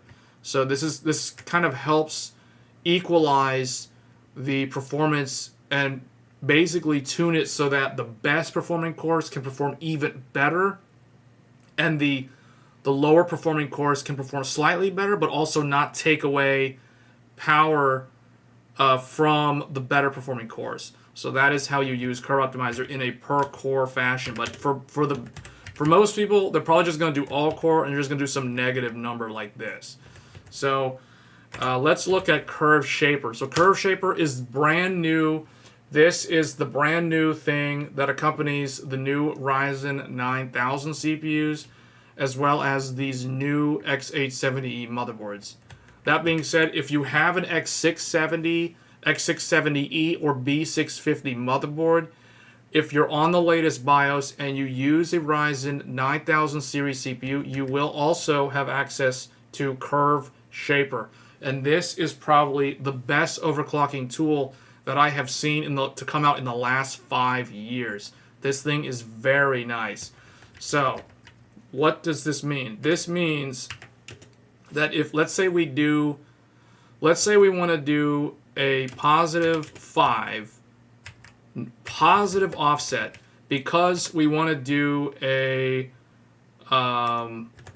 we want to basically use the B clock. Let's imagine, for example, we have a 9800 X3D and we want to overclock the 9800 X3D so that we can do better single thread performance for even better gaming performance. So what we do is we go in to the base clock here, we set it like this, and let's say we're going to do 102 megahertz on the base clock. So this is automatically going to drive everything faster, including the RAM. So you're going to want to make sure your RAM is set appropriately. In this case, the RAM may need to be walked down a little bit to like 82 or even 8,000. So let's walk the RAM down to 8,000 because it's probably going to walk it up because of the base clock. So now we're going to go for a positive Curve Optimizer, because when you use the base clock, all of your frequencies across the entire curve, whether we're talking idle frequency, low frequency, medium, high frequency, max frequency, all of them are going to be driven at a faster speed because of this base clock that we have set of 102 megahertz. So now what we want to do is we want to make sure that we are providing more voltage. So we're going to go in here and we're going to make sure that we're doing +5 so that the base clock is stable.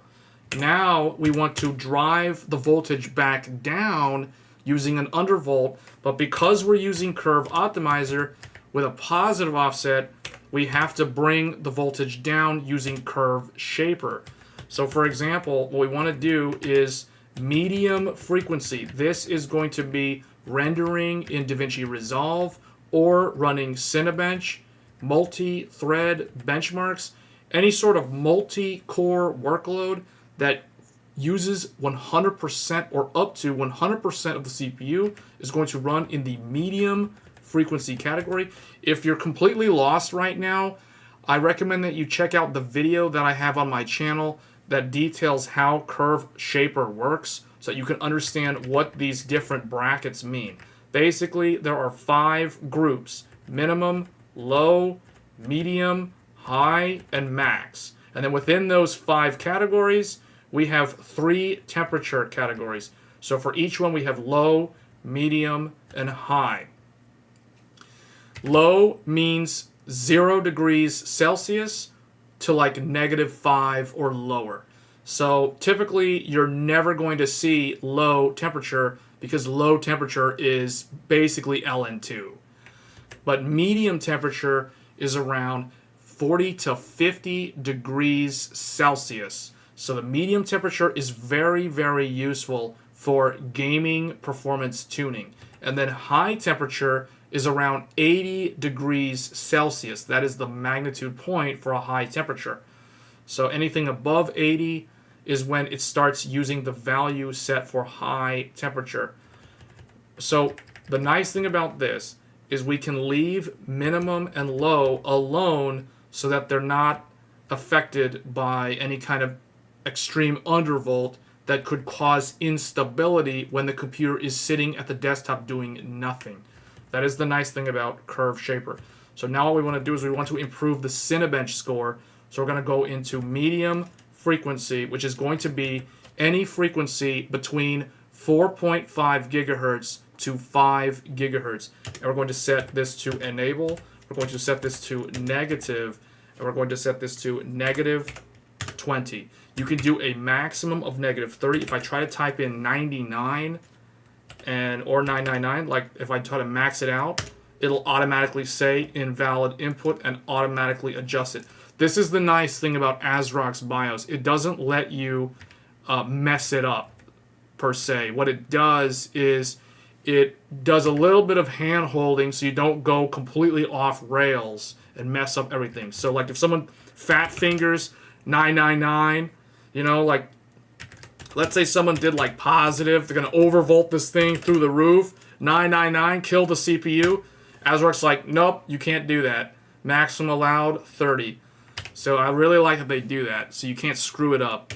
So anyway, we're going to do negative, and we're going to do -20. Actually, we're going to do -15. I don't want to go extremely negative because we have modified the B clock, and because of the B clock, we are now running at a higher speed across the entire board. Voos, thanks for the sub, much appreciated. So we're going to do negative for the Cinebench, and we can also, for consistency, we can also, well, let's just leave this like this. Now let's improve the gaming and single thread performance. So gaming is going to benefit from high frequency category. And the nice thing about it is it tells you in, like right here on the right hand side, it will tell you what it's good at. So for example, high frequency, Curve Shaper, an advanced overclocking tuning feature, blah, blah, blah. In general, low temperature corresponds to idle temp, medium temperature corresponds to 1T gaming workloads, and high temperature is for stress tests. Additionally, minimum and low frequencies are idle background tasks. Medium is high core count, like I just said earlier, Cinebench is affected by the medium frequency. And high and max are for gaming and one-thread, single-thread workloads. So this is how you get better single-thread performance by tuning using Curve Shaper. So let's get some better gaming performance on here. So we're going to go to medium. I'm going to set this to enable. I'm going to go to negative, and we're going to negative 10. And then we're going to also do high temperature for high frequency, negative 10. So we got negative 10. We got negative 15 for my all core. We can go ahead and do this as well for consistency. And then low doesn't really do anything because that's idle, so I'd rather not mess with that. Same thing with these. And then for the maximum speed, now because we used base clock overclocking, we can either leave this alone because I've already applied a positive 5 curve shaper or a curve optimizer. And then, so now it's up to like how the actual curve scales. So typically what I would do here is I would leave this alone, or I would, well, in this case, I'm going to leave it alone because if I was not using this, if this was turned off, I would go in here and I would set positive 5 up here. But because we're already doing positive 5, we don't have to add another positive 5. So we'll just leave this on auto. So this is a good overclock to improve gaming performance and multi-thread performance, while not affecting our idle and minimum frequencies. Why is 48 gigabyte DDR5 the best for gaming? Because 48 gigabytes, currently 48 gigs is the best, it's the best density at the highest speed. We are doing 48 gigabytes at 8400 megahertz on this brand new X870E Taichi. That is the reason why I recommend 48. If you want to run 8000 or better, you're going to want this. So let's go ahead and save this. So we're going to overclock now and see what that does.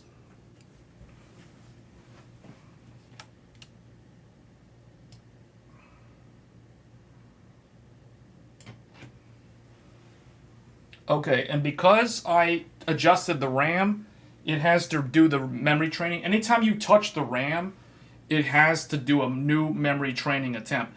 If we were only overclocking the CPU and we were leaving the RAM alone, it would have kept those settings.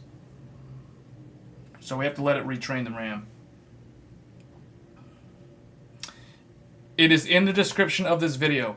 Check the description of the video if you want to see the exact RAM that I recommend.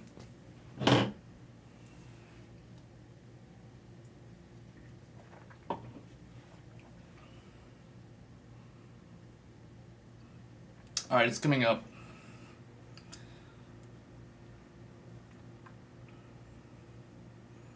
You hit 8000 with 1.43. Didn't really notice the difference. Alright, so we're in. This is it. We've got the overclock set up, and we are running the RAM at a new speed of 8000. So, you're probably wondering, why did I lower the memory speed? I lowered the memory speed because, according to ASRock, when you change the base clock, it says here that it affects the memory, the CPU, and the memory. Because of this, I want to ensure that my RAM is not overclocking beyond 8400. So I basically set it back down to 8000. But what's interesting, it seems like it didn't really... It looks like the base clock did not affect the memory because I manually said I want 8000. So that is really interesting. So it's almost like it didn't really affect it. So let's set it to 8400, and we're gonna leave everything the way it is. But That's interesting because I'm running a base clock of 102 right now. So let's go ahead and set this back to 8400 and see what it does. So now it's going to train again because we're running the RAM at 8400 again. So it's got to train. And I love the postcode because you can see code 15. Code 15 means DDR5 memory training. All right. That beep means that it didn't like that. So that means that the base clock at 8400 is probably unstable. So it was a good thing that I lowered the RAM before doing that base clock.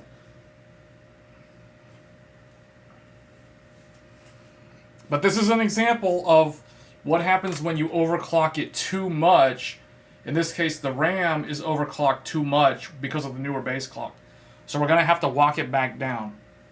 Or we have to remove the base clock. And we have to change it back to 100. So it looks like it's training. I see code 15 again. Thoughts on this board versus the Crosshair? So what I could tell you, this motherboard is a no-nonsense board, which means this motherboard, you don't have to worry about sharing your GPU lanes with your M.2 drives. You can populate all the M.2 drives, and you still have 16 lanes of the GPU. That is not the case with the Crosshair Hero. The Crosshair Hero has 2 M.2 drives that share lanes with the graphics card. So just keep that in mind. There are some differences. This is also an eATX motherboard, so it is wider than the Hero. The Hero is a standard ATX, so this motherboard may not fit in every case.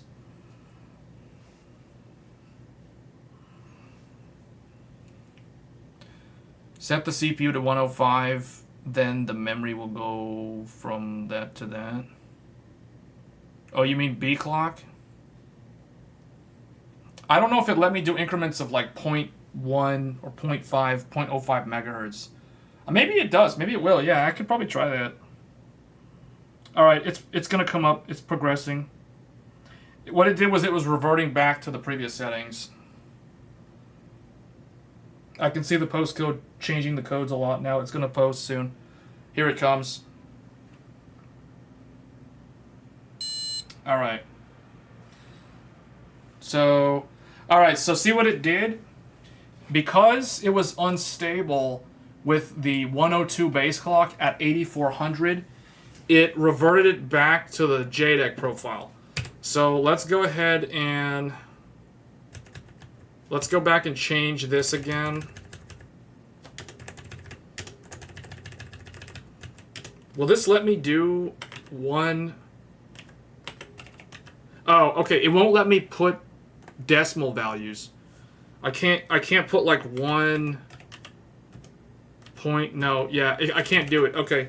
So it's not as granular as Gigabyte. Gigabyte, it changes it in increments of like 0.5 or 0.05. Unfortunately, ASRock's base clock is pretty rudimentary. It only lets you put whole integer values. 105 is not going to work with the RAM clocked as high as it is. So it's going to be kind of limited on that. So let's change this back to 84. Actually, let's get rid of this. Auto, no, that's not auto. Let's do 56. That's going to automatically put all these in at the default. Let's go and put back the XMP and manually set this to 1.2. And then what I'm going to do in here, I'm just going to get rid of the B clock for now. I just want it to go back to 84, and we're going to update the BIOS.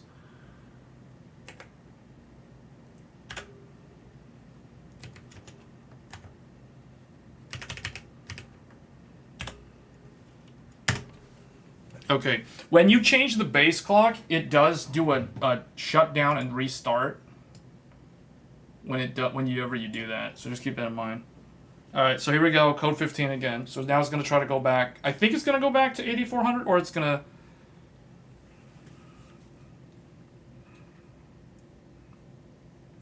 Why I suggest CL40 I'm not suggesting CL40. I'm suggesting. I mean, that's what the memory profile has. I didn't suggest CL40. What I can tell you is CL40 works. It works at 8,000 very easily. All right, so that's that. Set it back. Now it's gonna go back and turn on again. All right, let's update the BIOS next. Let's show what updating the ASRock BIOS looks like. I need to find my thumb drive for that. I don't know where I put my thumb drive.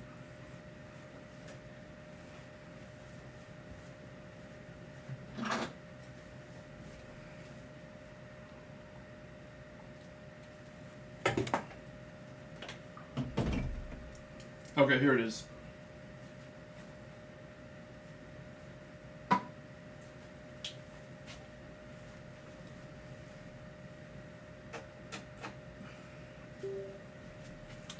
Okay, I need to go and get the BIOS from ASRock's site.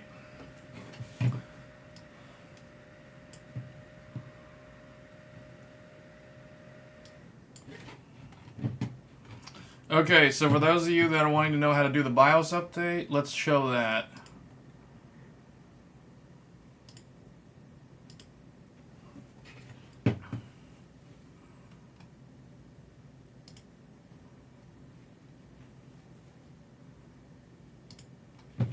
So you're going to want to go down to, you're going to go to, search into Google. The X870E Taichi is going to be ASRock's website. You're going to scroll down to support. You click on support. You click on BIOS. And there it is.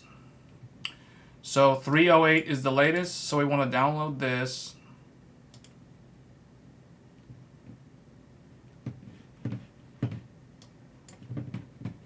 And then once that's downloaded,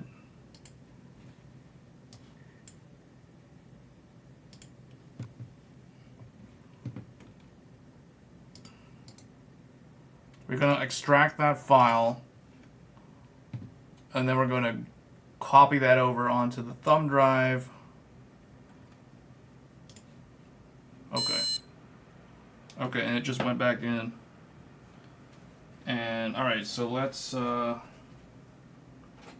update the BIOS.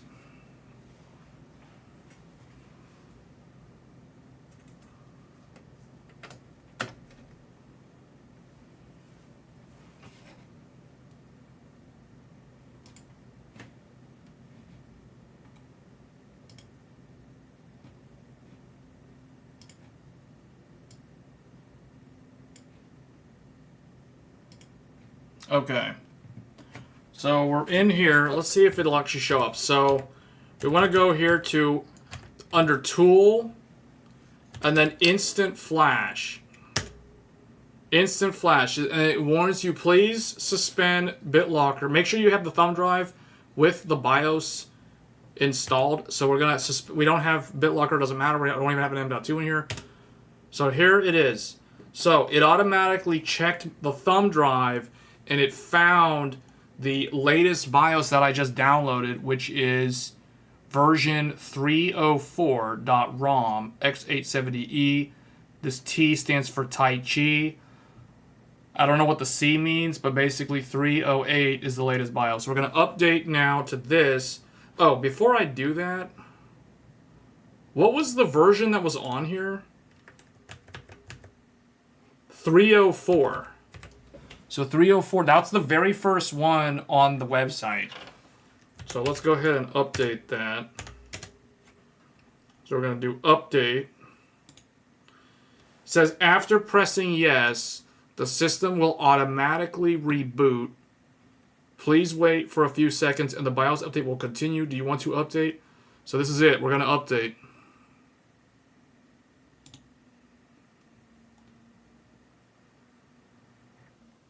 Okay, so it's going to boot and come back up into that mode.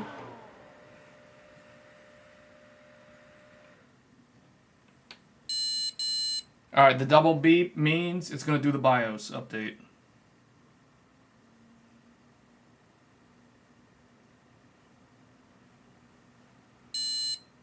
Here it goes. Warning, system firmware is being updated. Keyboard is locked. Do not turn the power off.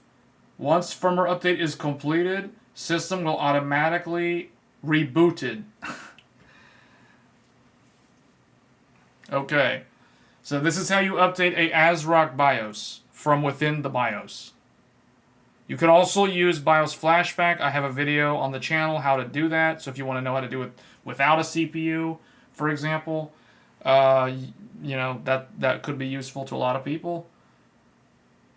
So we're going to go ahead and let this go.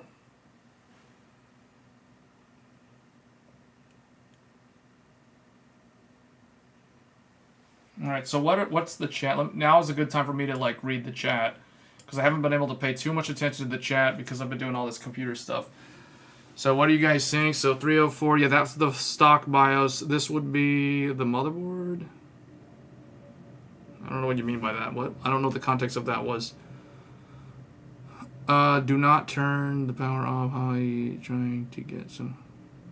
Oh.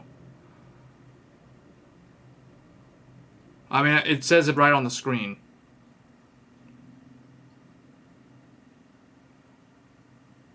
If you set the CPU to 105, then won't the memory also? Yes, it's supposed to go up, but the thing is, you don't want it to go up. Ideally, you want to overclock one thing at a time. You want to overclock your RAM and make sure that's stable. Then you're going to overclock your CPU, or vice versa. So now it's updating the main firmware.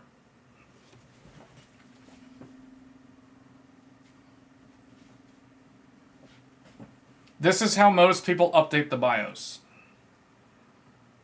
And if you're on an Intel CPU, you've probably had to do this like 3 or 4 times in the last 2 months. Because of all those BIOS updates for the 13th and 14th gen. Because of that VMIN issue with the CPU degradation. This is the way to fix that problem.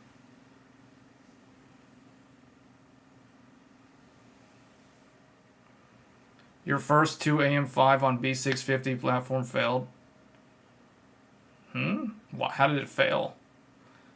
Memory controller can't handle 4 sticks at that speed. What are we talking about? Is someone asking about 4 sticks of RAM? You're literally RMAing the 13900KS. Yeah, I know, man. That feels bad. Intel's having trouble like backfilling all the stock RMA orders for that.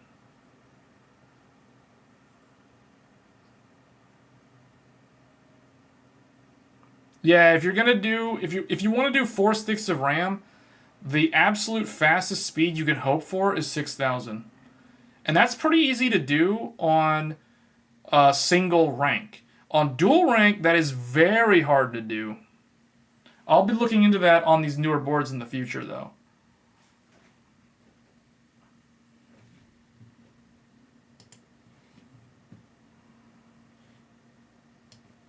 All right, so it is doing its little thing. I can see it doing the thing on the postcode.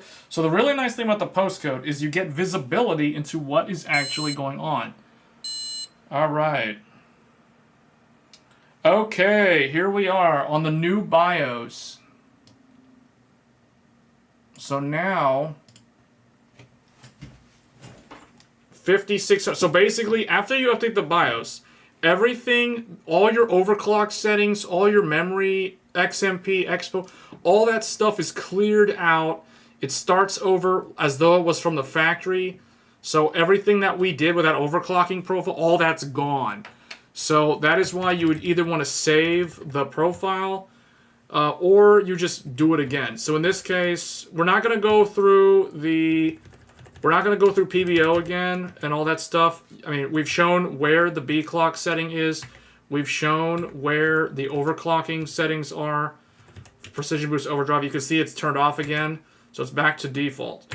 But now the only thing I want to do is we want to go down here to the DRAM, and I want to set this to XMP1 8400. You can see it has this XMP profile down here. So you're going to load that, and then it's going to load my 1.4 volt stuff. And it's going to overvolt. It doesn't need that much. I'm going to manually set that to 1.2. That's all you need. And that's all we're going to do. So now we're going to F10. and let it train and go back to 8400. Alright, so once again, the memory training code 15, so I know it's doing its thing. Like I said before, I recommend getting a motherboard that has the postcode debug, so you know when it's memory training. With those other motherboards that don't have the numbers, it just has like some little blinking LEDs, but sometimes the LED, you don't really know what's going on. And worst case scenario, the little DRAM LED can be on, but in reality, the training stalled, and you have a code of 0D, but you can't see it because you don't have a postcode. That's why I really, really like these motherboards that have postcodes. The Nova is a heavy motherboard? Yeah, I know, because it has a backplate. All the motherboards with backplates are heavy.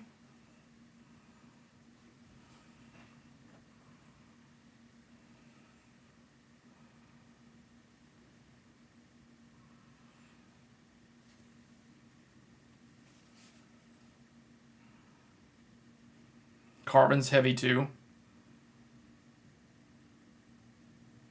Yeah, that's because of all the heat sinks. Actually, the heat sinks on the VRM and the M.2, that is actually what makes it heavy. It's all the heat sinks that make it heavy.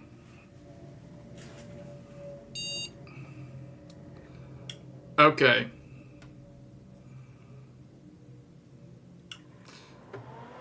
So, I'm not sure why... It seems like it didn't like that for some reason.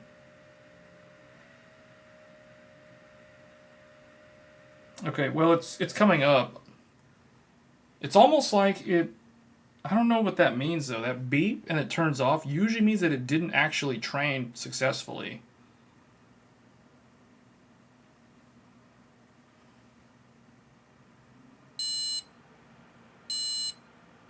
Yeah, so this one... Okay, so it did not like the 8400 this time. You know what it could be, though? I wonder if the RAM is warm. The RAM doesn't feel too hot to the touch. The problem with... When you're overclocking RAM to high speeds above 8000, you kind of need active cooling on the RAM. Like in this case, we're trying to run 1.4 volts. So it was working earlier. I wonder if it's because the RAM is hot now. Yeah, it did not succeed. So it's still 5600. So I don't know why that didn't work. Because it worked earlier on the older BIOS. So let's do 1.25. Oh, I can check the bus control. Why is it doing this? Let's do 48.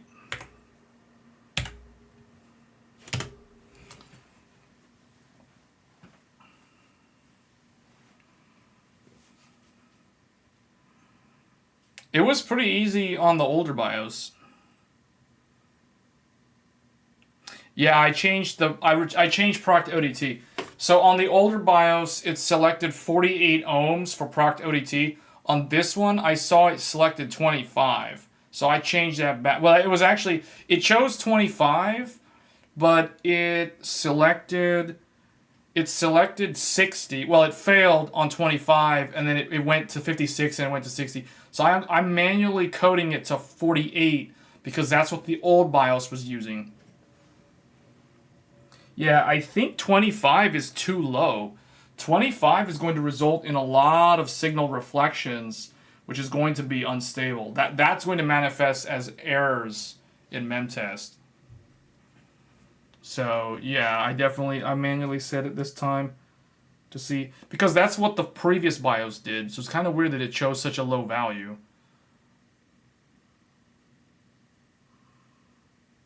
It's code 15, so I know it's actually attempting to train again.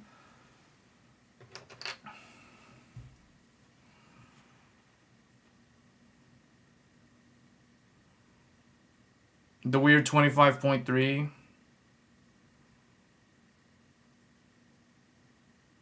What do you mean 253? Oh, okay, well that didn't work either. So yeah, I don't know, man. This new BIOS seems like it's not really... It's going to require manually setting the resistor values, I'm pretty sure, to get it to do it again. Man, I should have wrote down what those values were when it did it on the older BIOS. Yeah, it's going to come back at 5600. It failed to do it. When it beeps and it turns off, see, that's the reason why I like the speaker on the motherboard, because when it beeps and shuts off, I know that means it failed. So now it's going to come back at, it's going to come back at 5600. Double boot, the beep beep is like, hey, I can't do it. So sure enough, we're back at 5600. So it failed to do 8400 on the new BIOS. So it doesn't really know. It's like it doesn't know what to do for the bus termination. So this wasn't needed. That's not needed.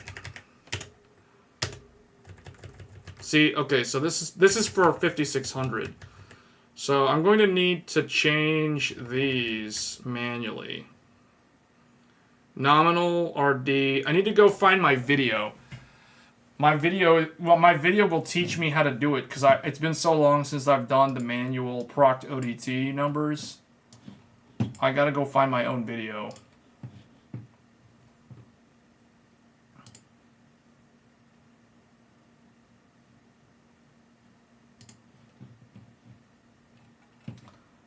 So it's gonna be the video that I did for how to do 192 gigs of RAM at high speeds. Let me see this video. I just need to get my numbers. Okay. So proc ODT was 48. Proc CADS. This one was 30.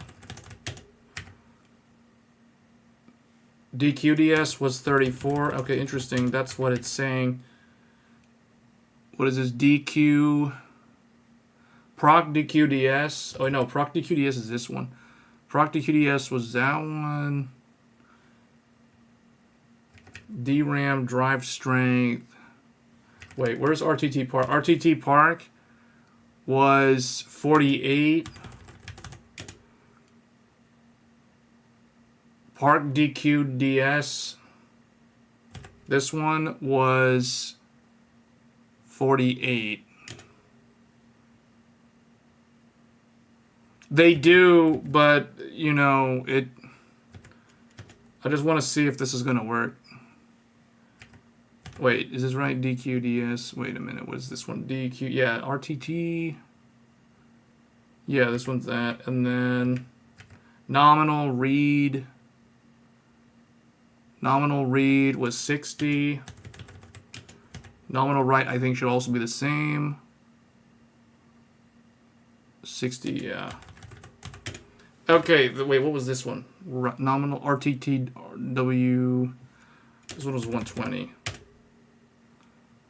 Okay, this is, I manually, wait, what is this one? DQ, DRAM, 34? Okay, so this is manually setting all the resistance impedance values. So basically, this is what you need to do if you want to run 128 gigs of RAM or 192 gigabytes of RAM. But I'm going to try, well, how do you, I want to do 84, 1.2, 1.4.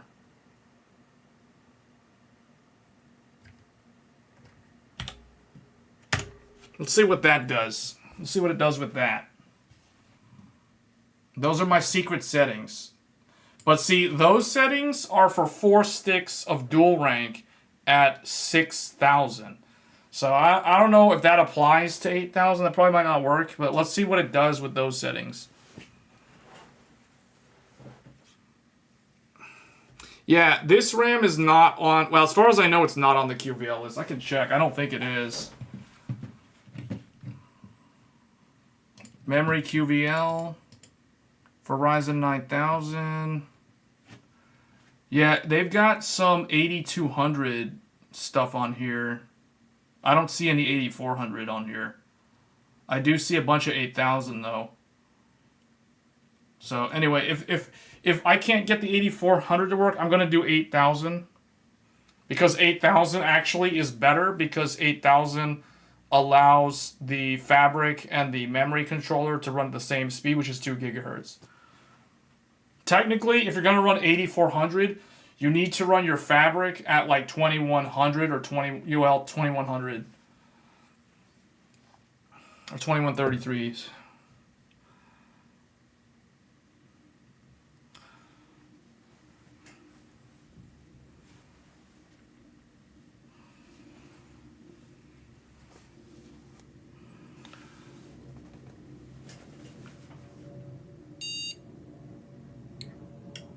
Oh, it didn't like that either. Okay, when it beeps and then turns off, that means it failed. That means it failed.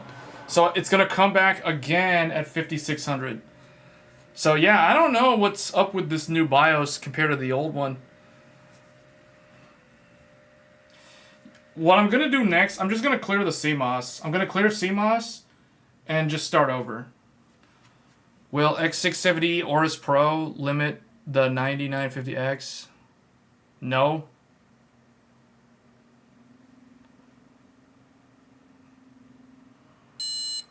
Okay, it's coming back. The beep beep means that the memory overclock failed. And as expected, it is back at 5600.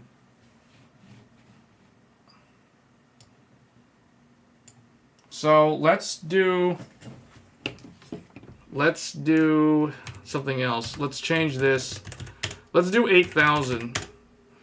Because 8,000 with a fabric of 2,000 is very good. So let's just do 8,000 and see what that does. And actually what I'm going to do, I'm going to go in here, set all of this to auto, because we don't actually need any of this stuff. I want it to figure out what it needs.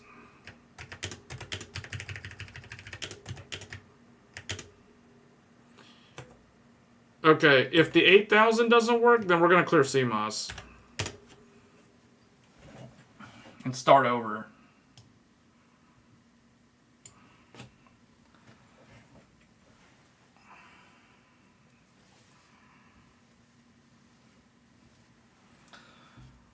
What were you saying? There was some, what was the question? Can I look at the question? I can't see the question. There's too many chat messages. Oh, any idea if the Aorus Extreme has dual?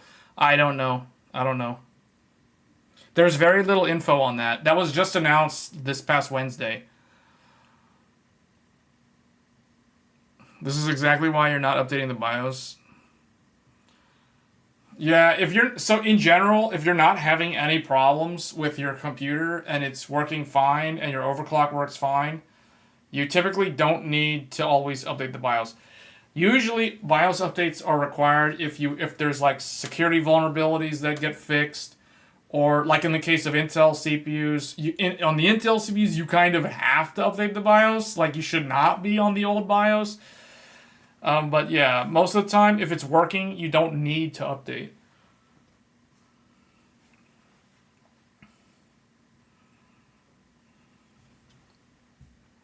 This is the issue that you were dealing with your B650i. Oh, so this is what it was doing? It was just not training? For reference, this is not crashing. This is just failing to train. This has nothing to do with Windows.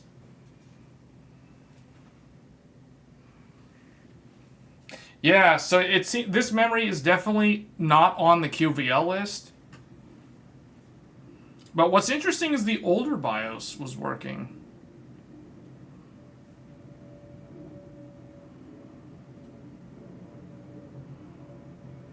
Alright. Okay, so wait, what? Okay, so this one works. So 8,000 works. 8,000 works. And I expect this one to work, because this is a very good number to hit. So we are at 8,000 on the new BIOS. And I want to know, what did it actually do for the bus? So it chose 60 ohms.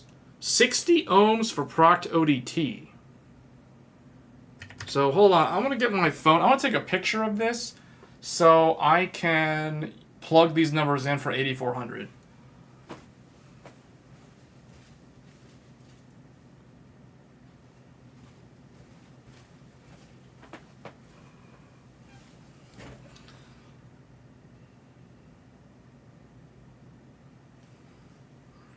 Okay. So let's try one more time. Let's try 8400 one more time. And this time I'm going to manually set the bus values. See, it wants to do 25. It wants to go really low. Well, I don't understand why it wants to do that when it was doing 48 earlier. But okay, I'm gonna let's do this. Let's do, this one needs to be 6 or 40. This is 40 ohms. This one is 34 ohms. Basically just plug those in. I don't know what to do with this one. This is the weird one. This is the one that makes the biggest difference though. Hard code these. And I don't know if I should leave it on 25 or if I should actually set it to 60. 48 is what it did on the older BIOS. You know what? Let's do 40 ohms. Let's try 40 ohms. Just go with that. See what that does. So there's a lot of like trial and error involved with this.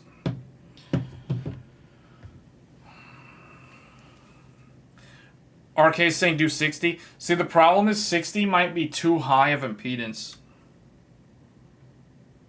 So I wanted to pick something between 60 and 25.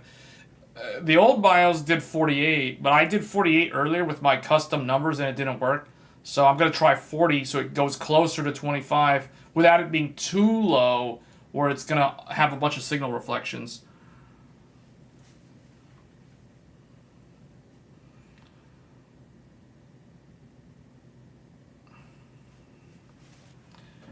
It won't train. What are you talking about?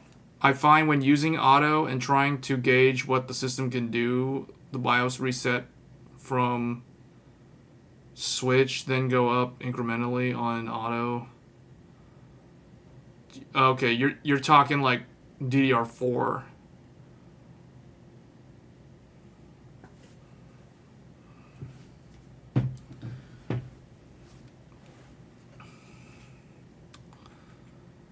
Can you tell me what's the difference between UDIM and unbuffered is exactly the same thing. U in UDIM stands for unbuffered. Unbuffered DIM. That's what UDIM is. It's the same thing. It's unregistered is what actually the U stands for unregistered DIM. All right, what happened? Oh wait, did it? It turned off, right? Oh, that means did it fail again? Wait, what did I do? Oh yeah, it failed. Okay, it failed. Okay. Yeah, it's not liking, the new BIOS does not like 8400. I'm not sure. We're going to try a different impedance. We're going to try 25 and see what it does with 25.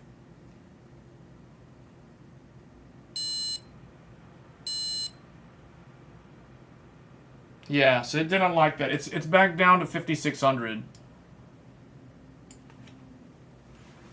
Yeah, it didn't like that at all. So, okay. That's okay. Yeah, it didn't like that at all. Let's do 25. 25. You know what? Do 30. Did I do 30? What was my value earlier? Proc ODT was 48. I did 40. Let's do 30. Leave all of these other ones. Do this.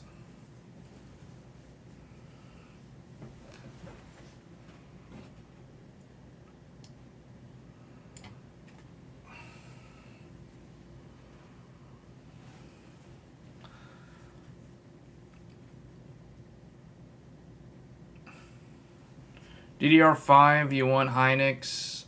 Oh, you're recommending that stuff? Yeah, you want 2x16 or 2x24. I recommend 2x24. What we're using right here is 2x24.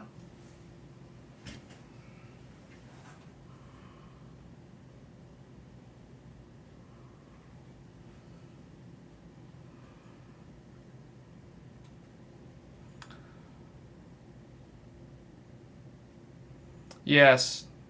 And guys, keep in mind, this RAM that I'm using is not on ASRock's QVL list. This is completely like out on the frontier trying to figure out if this is actually going to work. No one's actually tested this before.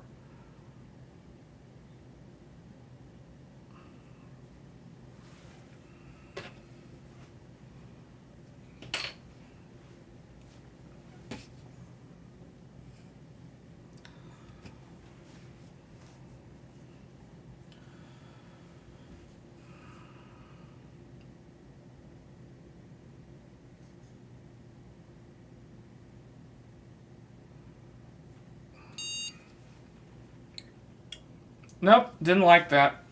So here's the way you can tell if it passes or fails. If it beeps and then it stays on, that means it's succeeded and it's gonna go into the BIOS or it's gonna go into Windows. If it beeps and shuts off, that means it failed and it's gonna come back now at the JEDEC 5600. So it's gonna do the beep beep and then we're gonna be in at 5600. So yeah, I don't know, man. This new BIOS is just like this new BIOS is not like this RAM.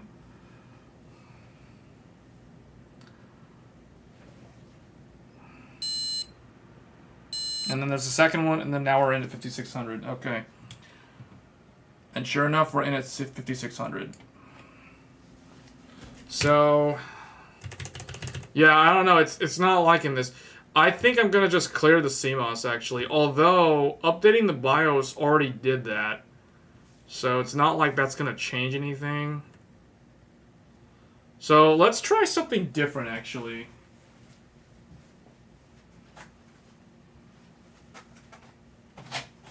So what I'm going to do, I'm going to actually try to run it at the primary timings of my 8000 kit. Even though this is an 8400 kit, we're going to actually change the values here. So I'm going to do, we're going to do 8000, and we're going to do 1.35 volts. We're actually going to lower the voltage because I don't think we need, you don't need 1.4 with this Hynix M die for 8000. So we're going to lower the voltage to 1.35. SoC needs to be at 1.2.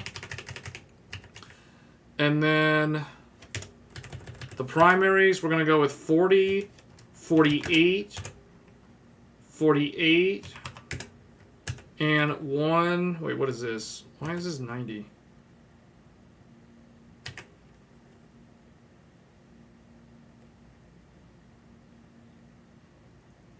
Hold on, what is this number supposed to be? Let me check my... What did I do for mine? Let me see, CPU Z.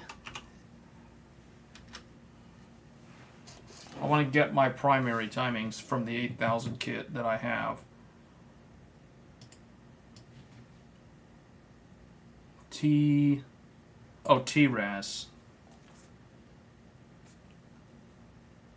TRC. TRC will do 128. Well, actually, I don't know what this is supposed to be. I'm just going to do 128.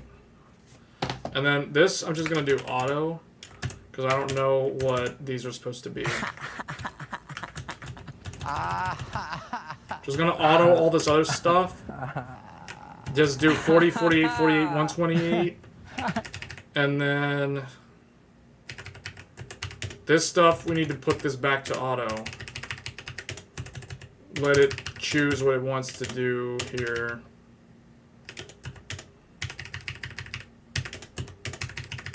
Let ASRock figure it out. Alright, but I want to do 40, 48, 48, 128, 8000, 1.35 volts, 2000 fabric, 1 to 2, and then 1.2 VSOC. Okay, so let's see if this works. Because if this works, then that's good enough for me. Because this is the This is the 8000 profile that I've been running basically for an entire year.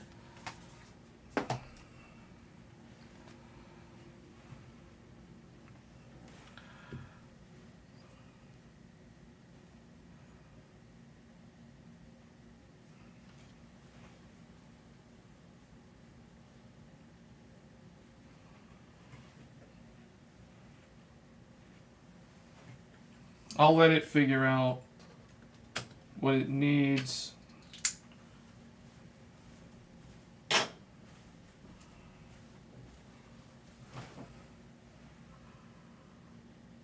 All right, code 15.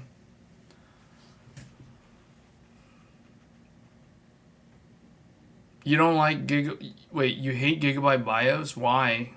Gigabyte's BIOS, they changed it about a year ago. They have a new BIOS style now. So if you haven't used Gigabyte in a while, it's new.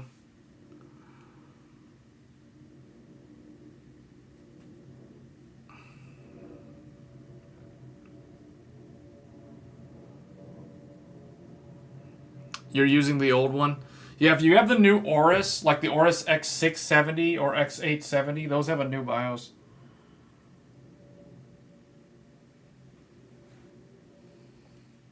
Because so many things are on auto, it's having to take a little bit longer to figure out what it actually wants to set these to, versus if you manually set it. Okay, it's doing something now.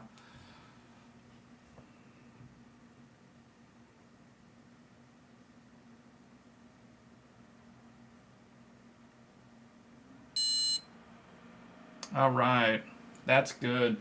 Okay, this is my magic memory profile. Okay, so here we're able to do 8000, and we're able to do that at 1.35 volts, which means that the RAM will run colder than if it was running at 1.4 volts. So this is actually very nice. And then fabric is this. So the other thing too that you have to keep in mind, if you're gonna actually go to like 8400, these higher speeds, as you go above, wow, man, this thing is going all the way up. What's the maximum? 1600. Wow. And what's the lowest? The lowest, it will be 3200 DDR5. So as you go up above 8000, you need to remember that the fabric and the memory controller need to stay at the same speed. So if you go to, like, for instance, we were trying to do 8400 earlier.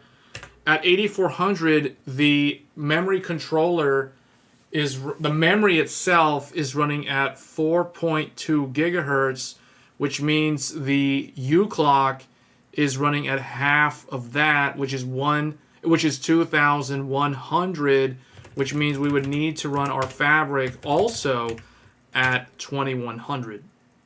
So that is something to keep in mind. So you would have to, ideally, if you want to go above 8000, like if we want to do 8400, we would need to set the fabric to 2100 so that it is equal to the uClock. Once you're in Gear 2 mode, you want fabric and memory controller to stay at the same speed for the lowest latency. Otherwise, you get mismatched, clock speeds.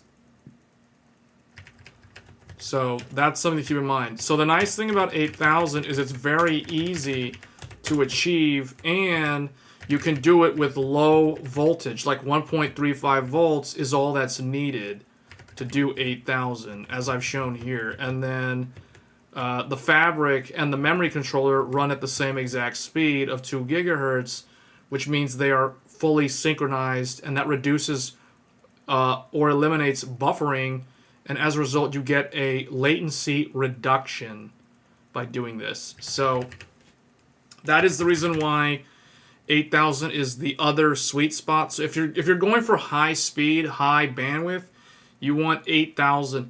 If you're going for like the everyday run-of-the-mill, set it and forget it, easy mode, you do 6000, and this would be like this. And when you're doing 6000 and you're in a 1-to-1 ratio, then the fabric needs to stay at 1/3 of the mega transfer speed. So for example, if the mega transfer is 6,000, you divide 6,000 by 3 and you get 2,000, and that is your fabric speed. But however, when you go up to high speed, like 8,000 for example, notice how it automatically chose uClock equals half memclock. It did that automatically. I didn't even change that yet. I was about to change it, but it did it automatically when I said 8,000. So when you're at this ratio, now the name of the game is fabric and uClock need to be the same speed for the lowest latency possible. So okay. The reason why 8200 is not a good number is because you cannot set the fabric to like 2050. Like you can't do 2050.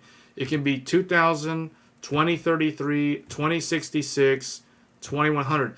This is the reason why I was aiming for 8400, because with 8400 we are maintaining a 1-to-1 ratio between the fabric and the memory controller.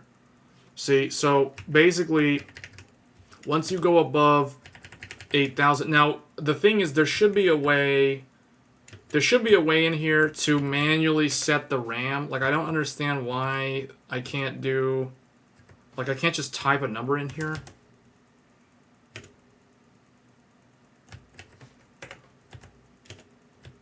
Yeah, you can't just type a number in here, so I don't know, like, yeah, so we can't do those weird speeds. But anyway, that's essentially how it works. So, but because we're doing 8,000, we don't need this, so we just back this back down. But that's a pretty easy setup. Like, this is an easy thing to do. 8,000, 1.35 on Hynix MDI, and then, you know, that, oh, it basically did that. We don't need that. Okay. Yeah, and that's basically it. So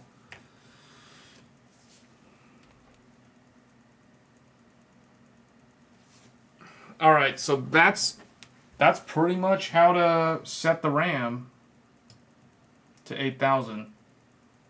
Yeah, I don't know what's up with that BIOS though. Like the first BIOS, it was working. I don't know why this BIOS doesn't like the 8400 speed.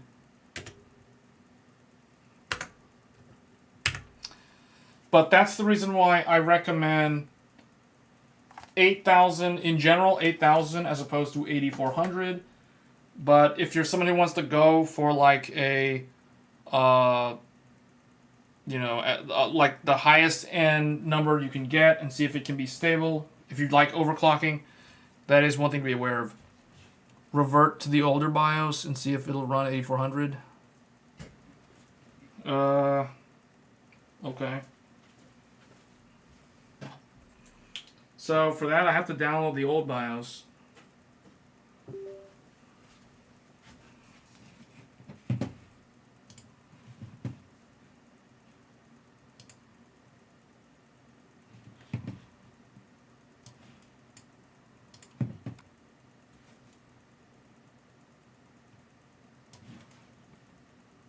Okay, that's 304.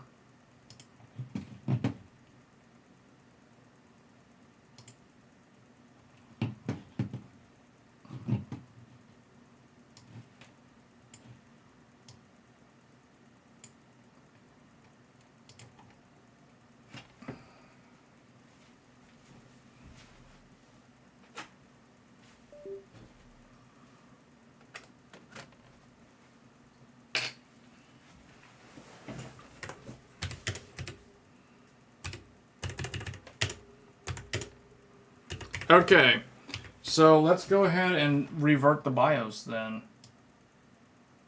Just do this, put this like this. So we're going to select the old BIOS, 304, and it's going to revert back to the previous one.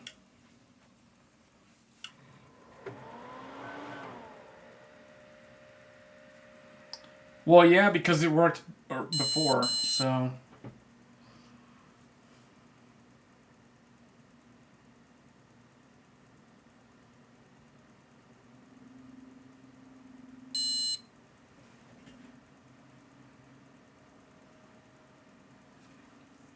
Warning, system firmware is being updated. Keyboard is locked. Do not turn the power off. Once firmware update is completed, system will be automatically rebooted.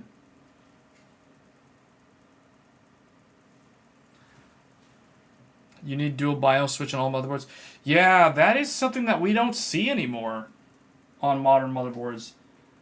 It's weird. We really don't see any dual BIOS motherboards anymore.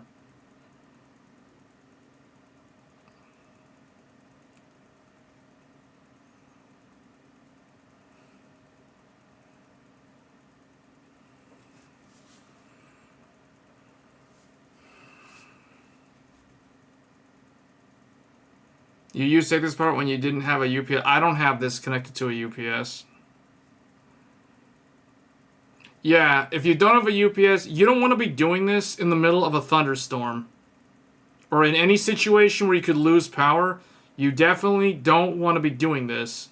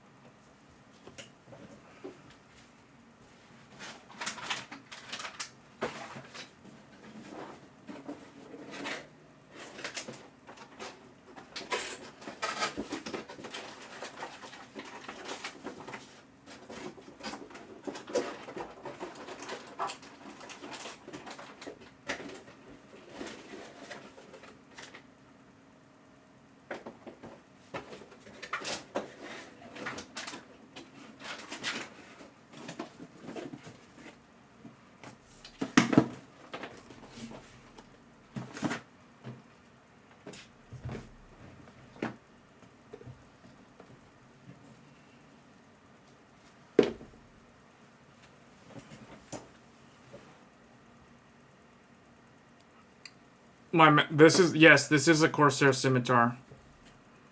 It's the MMO mouse, the one that has all the buttons.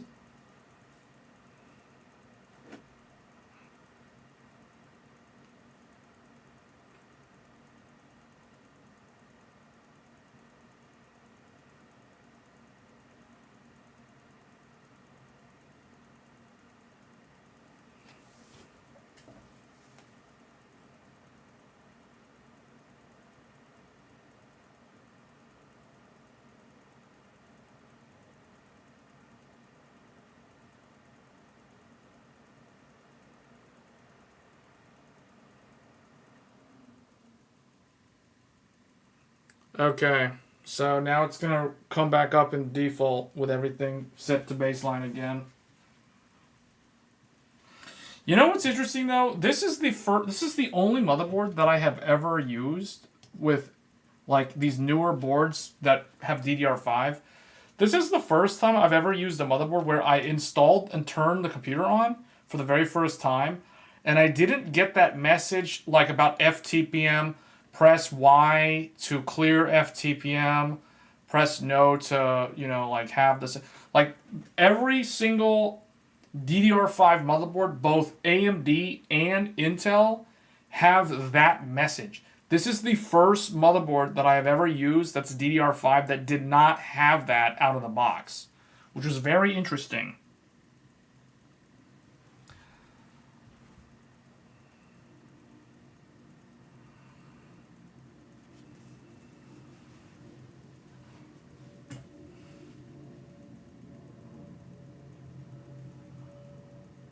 All right, so we got the fan spinning code 15. It's going to come up in like 5600 now.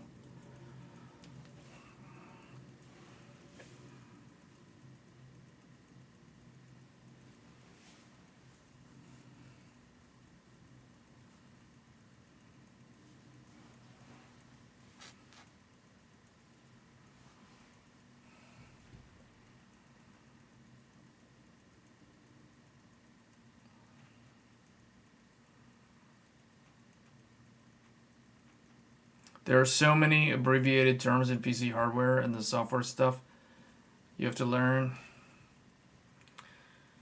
Yeah, you'll find that with any sort of electronic stuff. There's always tons of acronyms. Just wait till you try to learn like networking stuff, like IT networking. Huh.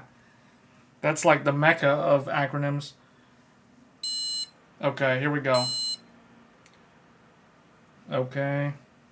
Alright, so we're back on 304. So I guess to make things simple, I'm just going to go in here and I'm going to I'm going to set that profile again.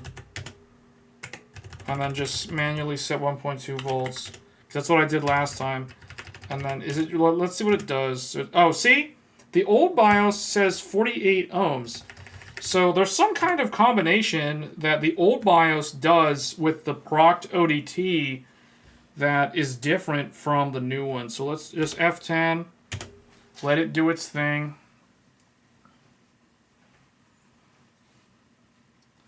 The new one wanted to do 25 ohms for some reason.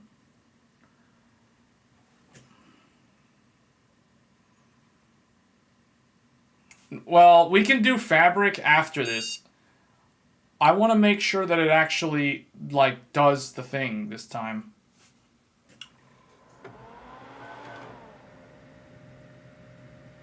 APC seem fairly good. They have replacement batteries in abundance.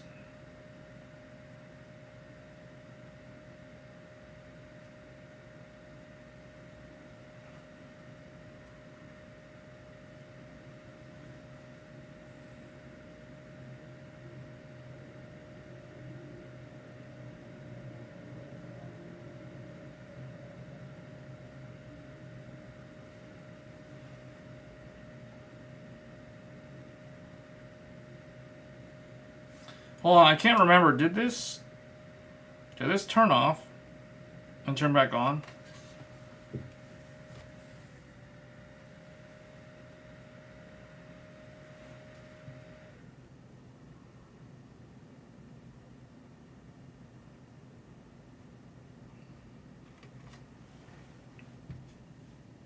I wasn't paying attention. I didn't know what it did.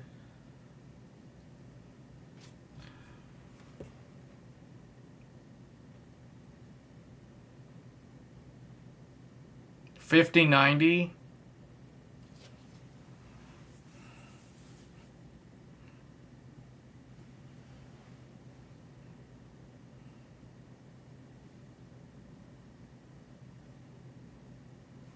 What is it doing? I wasn't paying attention.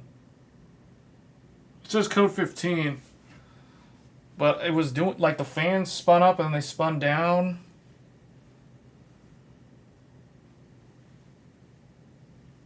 Yeah, I don't know what the Agisa version is on this. I know that all this says on ASRock's site is first BIOS. First release. That's all it says. First released. Okay, now it seems like it's coming up.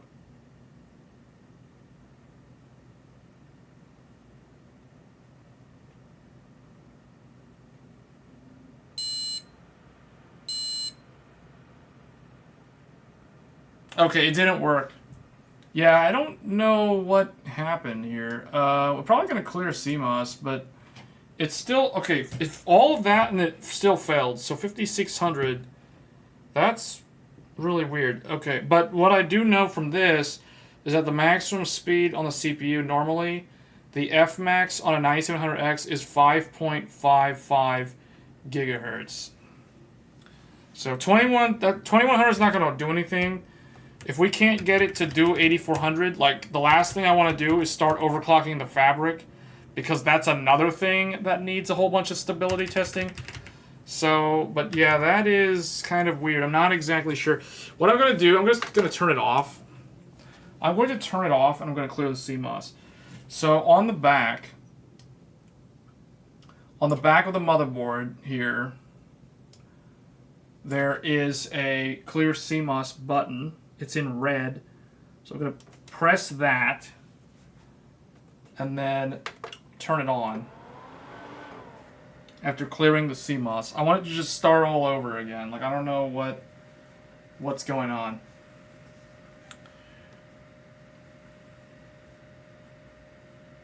It wasn't 1.35. It was 1.4 when it was trying to do XMP. And by the way, 1.35 is all you need for 8000 if you're on these G-Skill MDI Trident Z5 kits.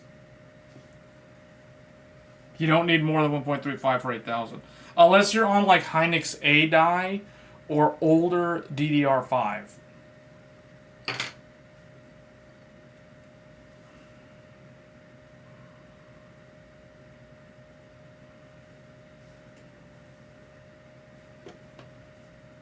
Yeah, but it seems like the BIOS, reverting the BIOS didn't really change anything. The only thing that I noticed was that when it trained on the older BIOS, it took longer, and then it ended up failing. Whereas on the newer one, it was slightly faster, but it still ended up failing for 8400. So 8000 seems to be the number.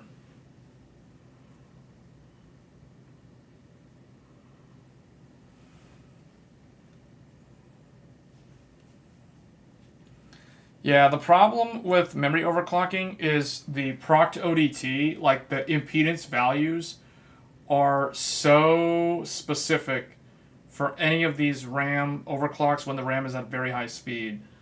Because what's happening is the eye diagram is being measured and sampled by the firmware software, trying to figure out like what is valid and invalid. And if it's claiming that it's invalid, then it's going to fail. If it's valid, it'll post, but it might not be stable. So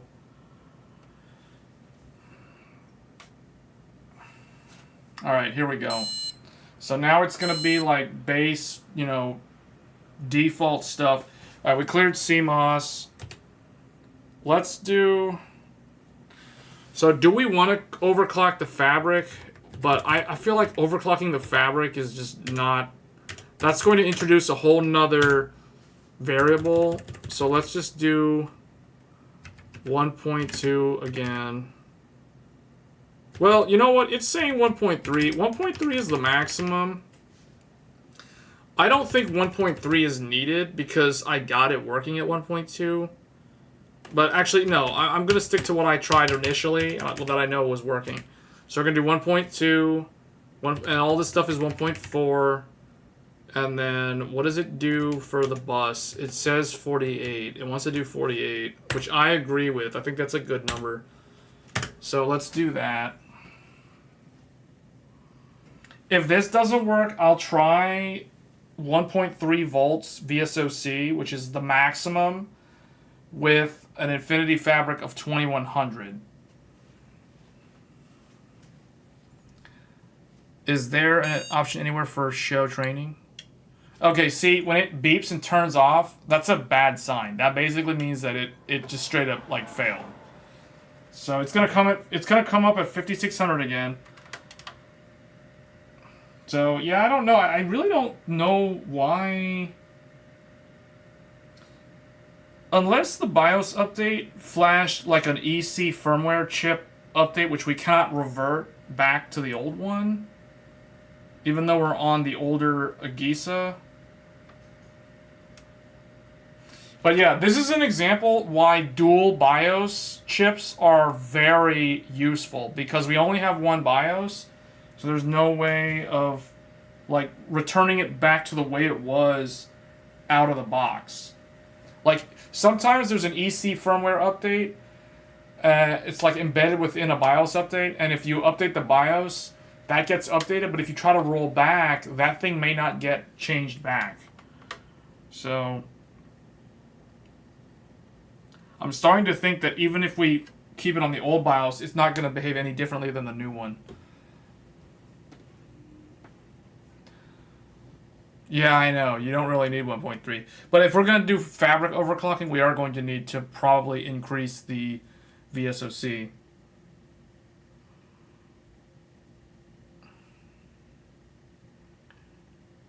The voltage is super low. Oh, wait. Yeah, we already read that comment. Somebody had a question earlier about, like, the... Oh, I guess that discussion on the UPS was already finalized.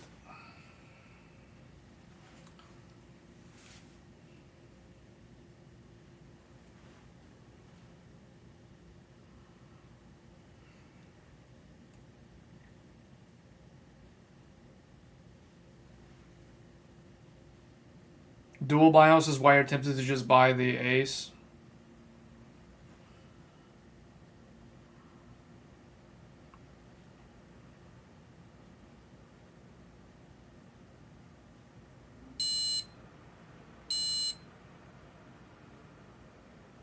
Okay, so we're back at 5600. So let's do this. What I'm going to do, I'm going to set this to 2100 on the fabric, and I'm going to set VSOC to 1.3 volts, which is the maximum that it can go. It's in red. So just to show people what we're changing, because this is really small, we're going to set the F clock to 2100. Usually when you start increasing the F clock, it's going to need a higher VSOC. I really kind of want to do like 1.25 actually. But you know what, let's just go for broke. Let's just do 1.3. 1.3, 2100 fabric. We're still trying to do 84. Go in here. Wait, not here. Go in here, and then it says 48. Because if I'm raising the voltage... Yeah, let's just do that. See what that does.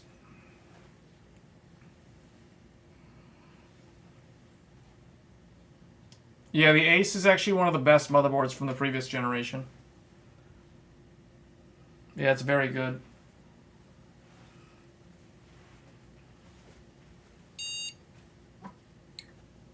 Oh, it turned off. That's a bad sign. So it's yeah, for some reason it's not liking 8400 at all now for some reason.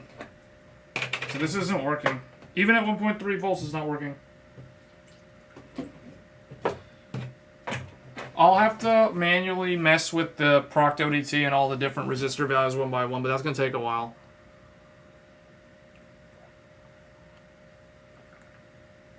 The thing is, the proc ODT, that's more useful for 4 sticks of memory. I don't really know how useful it is. I mean, I'm sure it does help for the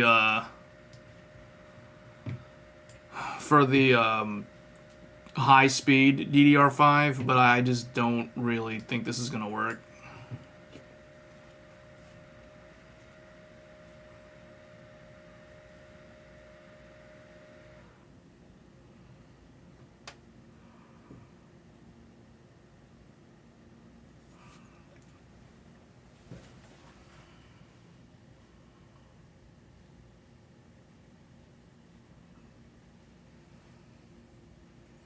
Yeah, that's why the memory that I have in the description of the video is what I recommend. Because it's plug and play. Anytime you're trying to go above 8,000, or you're trying to go in some weird number that's between like 6,000 and like anywhere from like 6,400 to 7,800, it's really not worth it. You really want to either do 6,000 or 8,000. Those are the two main numbers. What am I sipping? I'll show you.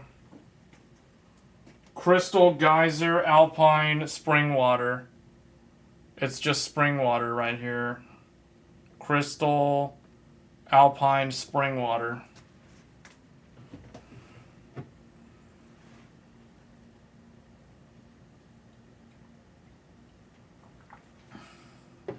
Alright, it's coming up. Yeah, that's kind of disappointing. I don't think it's going to work. It's not going to work until, like, figuring out one by one, messing with the proc ODT, Googling, like, a whole bunch of stuff. Well, we are running Fabric at 2100, but that is completely pointless now. So we would go back down. This needs to be 1.2, and then this needs to be 8,000. This needs to be 1.35. 1.35, 1.35. So just to kind of rehash what I'm doing again. So I'm just gonna manually set my the other RAM profile, the one that's in the description of the video. I'm just gonna set this one's primaries manually.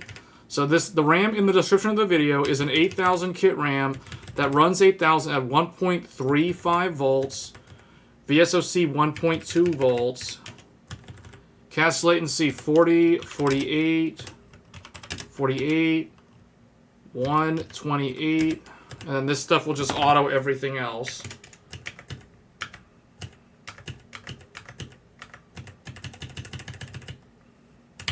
Okay, we're gonna do two. Well, let's just do this. So just let it do this. Oh, also the bus. Auto this. Make sure. Okay. Okay. This will work. This will definitely work.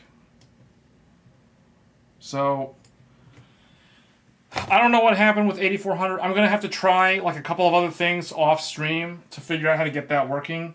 So I'll do a follow-up video separately on 8400 on the subject of that, and that will include fabric overclocking. But unfortunately, that is going to take way too much time to figure out how to do that on a live stream. So I'll do that later. I'm going to have to like talk to overclockers and stuff like that and figure out like what to manually change, what if people got working and stuff like that. So unless somebody in the chat magically knows how to set the bus communication values. But anyway, here we are. So here we are at 8,000. Like I said, I knew this would work. So 8,000, 48 gigabytes at 1.35 volts. So if you want plug and play, check the link to the RAM in the description of the video. The RAM in the description of the video has this profile, 8,000, 1.35 volts for very cool low temperatures at this kind of speed.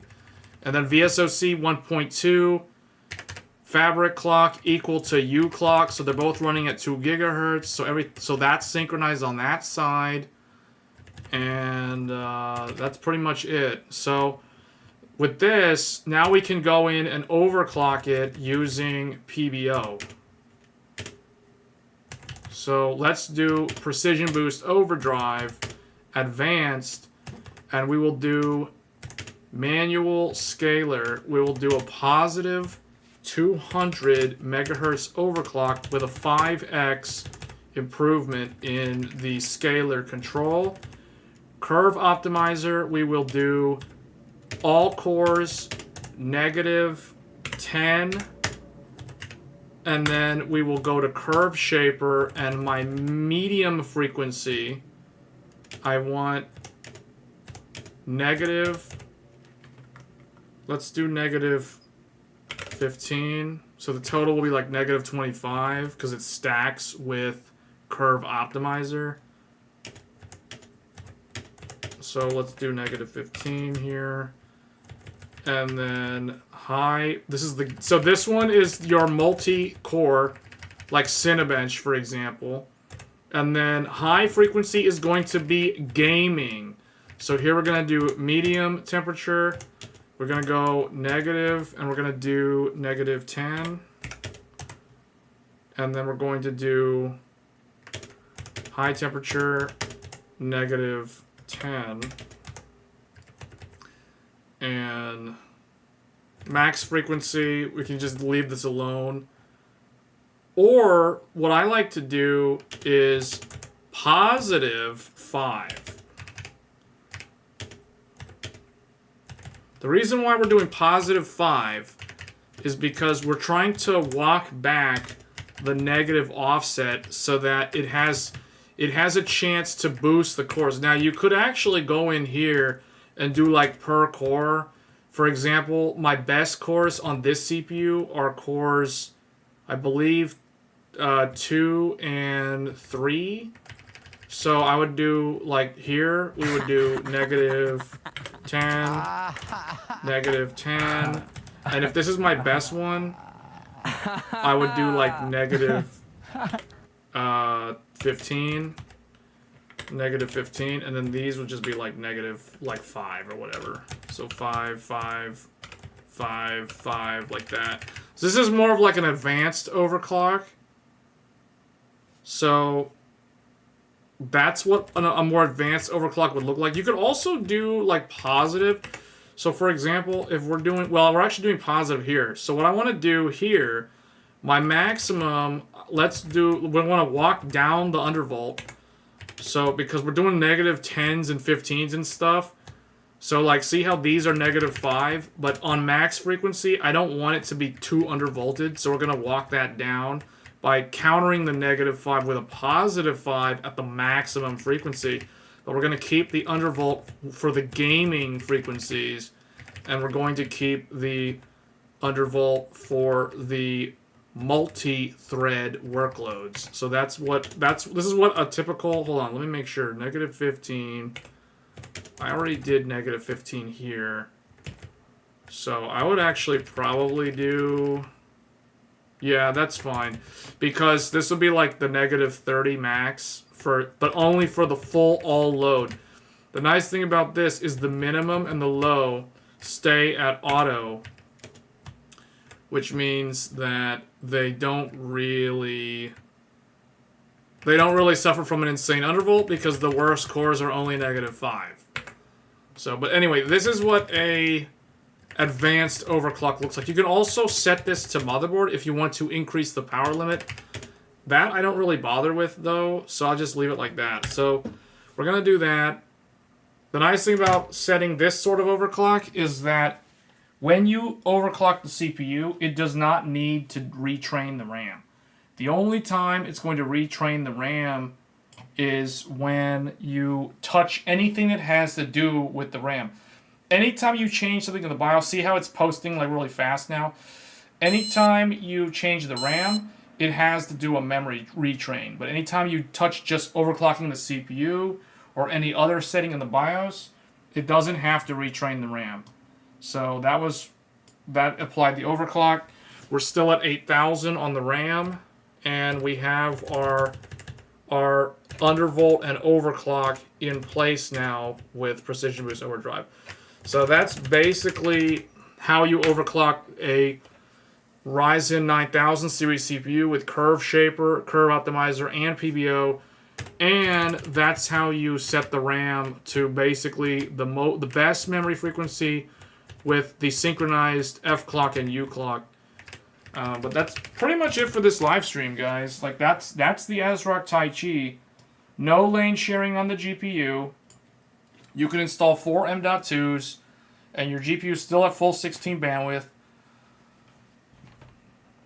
Did you true the power switch to a USB 4? What? I don't know what is the question on that. I'm not sure what the question is asking. So that's gonna be it. So that is the ASRock Taichi. This is a really nice motherboard. If you're trying to build a workstation or a high-end desktop on the cheap, you don't want to pay for like Threadripper or Xeon, for example. And you want to do like a lot of M.2, a lot of SATA. This has 6 SATA ports. The Taichi is the only new motherboard that offers 6 SATA. Every other one of these newer motherboards only has 4 SATA. So if you're old school, you want to do RAID with SATA drives, you can do that with the Taichi. You also have the X8 at the bottom if you want to run like dual graphics cards or whatever, but really like no one in this segment is going to be doing that since SLI and Crossfire don't actually do anything anymore. The newer BIOS brought in TDP to 105. So you're not going to use eCLK. I showed eCLK earlier. If you were watching earlier, you would have seen the eCLK. So just to kind of show the eCLK setting, this motherboard does have it, but it is not. According to the description. So you want to go to AMD PBS, AMD Common Platform Module, and then down here, base clock control mode. You set this to the bottom setting, CPU clock, overclocking, PCIe 100. So actually, if I do this one, does it give me the description? Yeah, that one affects everything. So here, you set it to this one, CPU clock, overclocking, PCIe will equal 100 megahertz. So we select that one, and then here, we have our base clock. It says in the description, increasing the base clock will increase the internal CPU clock speed It only affects the clock speed of CPU and memory. So if you are going to use this, this is very useful if you're going to run a 9800 X3D or any of the X3D CPUs, because this allows overclocking those.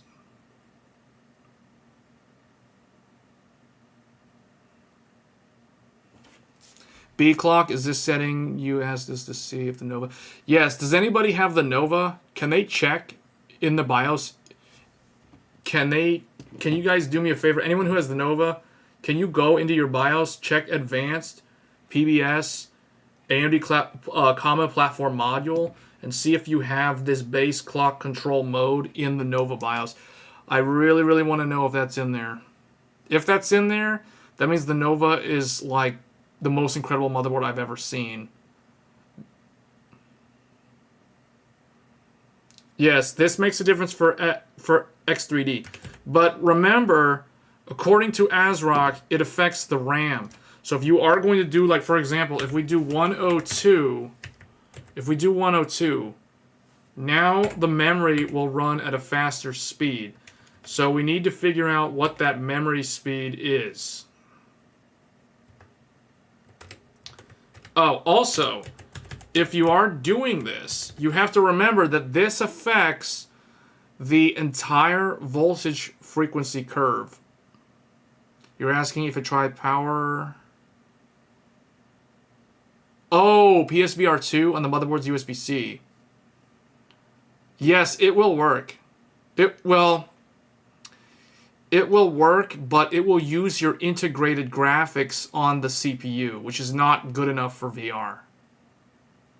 So I definitely don't recommend plugging PSVR2 into the USB. Oh, okay, hold on. Let me explain that a little bit. That's a good question. Hold on. Hold on, let me check something.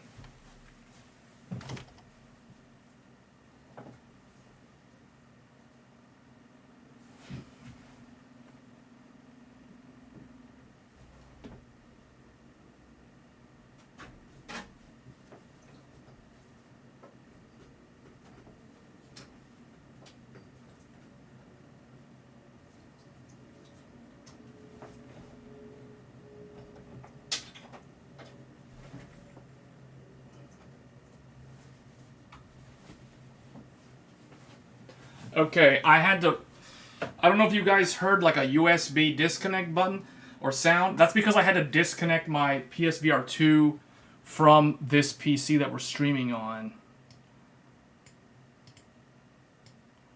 So, okay, just to show that. So normally you need to purchase, if you want to use PSVR 2 with your PC, you need to have Sony's official adapter. So this is a USB here, and you plug the USB-C of the VR headset, and then on the back of it you have a 5-volt power adapter, and then the display port out. That is what this adapter does. If you don't have this, you need to have a graphics card like the one that we're using here. This Radeon RX 6800 XT has a USB-C on the graphics card. So what that means is you can take a PSVR2 headset, close that. So you can take a PSVR2 headset like this, for example, and let's go long cable. So it has a USB-C right here.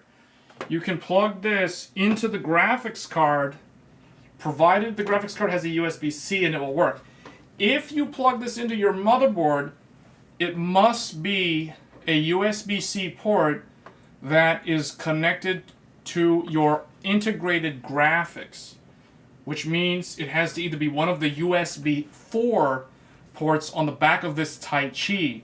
However, it's not going to be useful because if you plug it into this Taichi motherboard, your PSVR 2 will be powered and run off of your Ryzen's integrated graphics, which is definitely not powerful enough for a VR headset like a PSVR 2. So you can do it with an X870 and X870 motherboard, but it's going to run off integrated graphics, so it's not going to perform well. So you're most likely going to need a GPU like this card right here that has the native USB-C, or you're going to have to buy that adapter.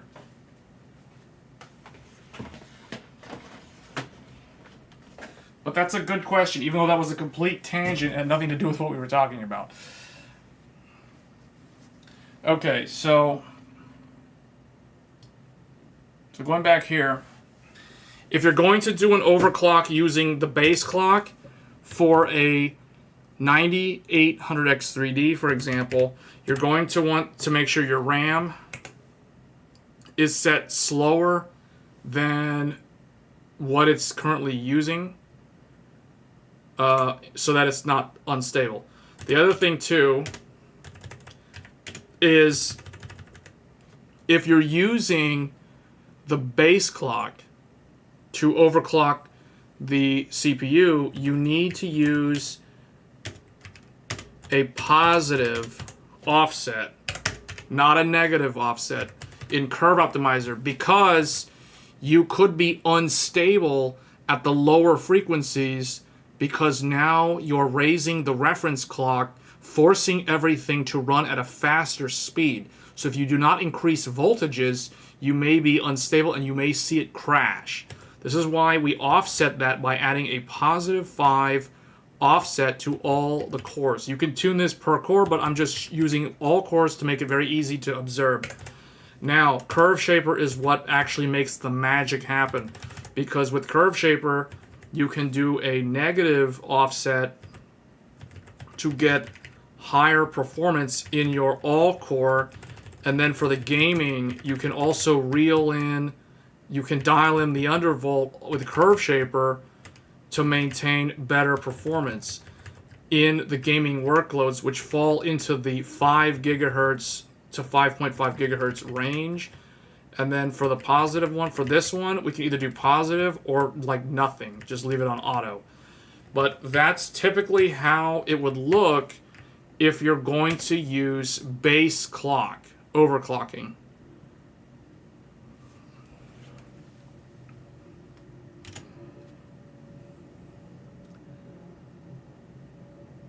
You've got the Hero, but can get the Strix for almost 500 less Canadian. The Strix actually has better M.2 cooling, and it has the exact same base clock feature that the Hero has. So I don't know what the Hero offers besides the Strix, unless you really want the Slim SAS connector that it has. I mean, it has a very nice looking polychromatic panel display that they have on there, but other than that, like, I don't really know if it's worth it. The Strix also has an X4 slot, which is very useful for things like capture cards or adding 10 gig LAN without affecting the graphics card.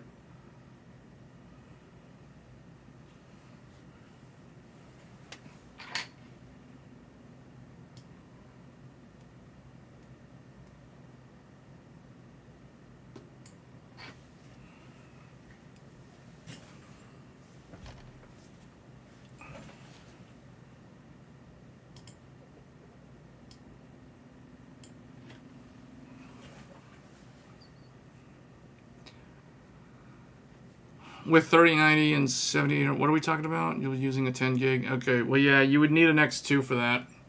The Nova can add a 10 gig very easily. Except if you add a 10 gig to the Nova, you can't use the 5th M.2 slot. That's the one thing, that's the one weakness of the Nova.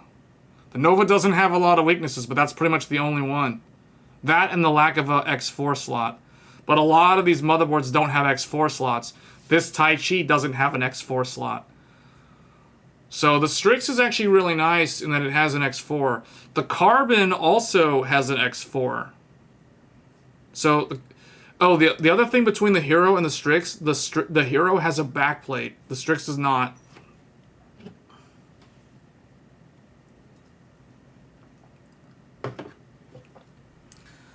On Taichi B clock, it's not tied to memory. You can confirm that. It's not? Okay, that is awesome to know. Okay, so because of that, so you confirm that it doesn't change the memory. Okay, in that case, what we're going to do, we're going to set this to 102. We're going to use this.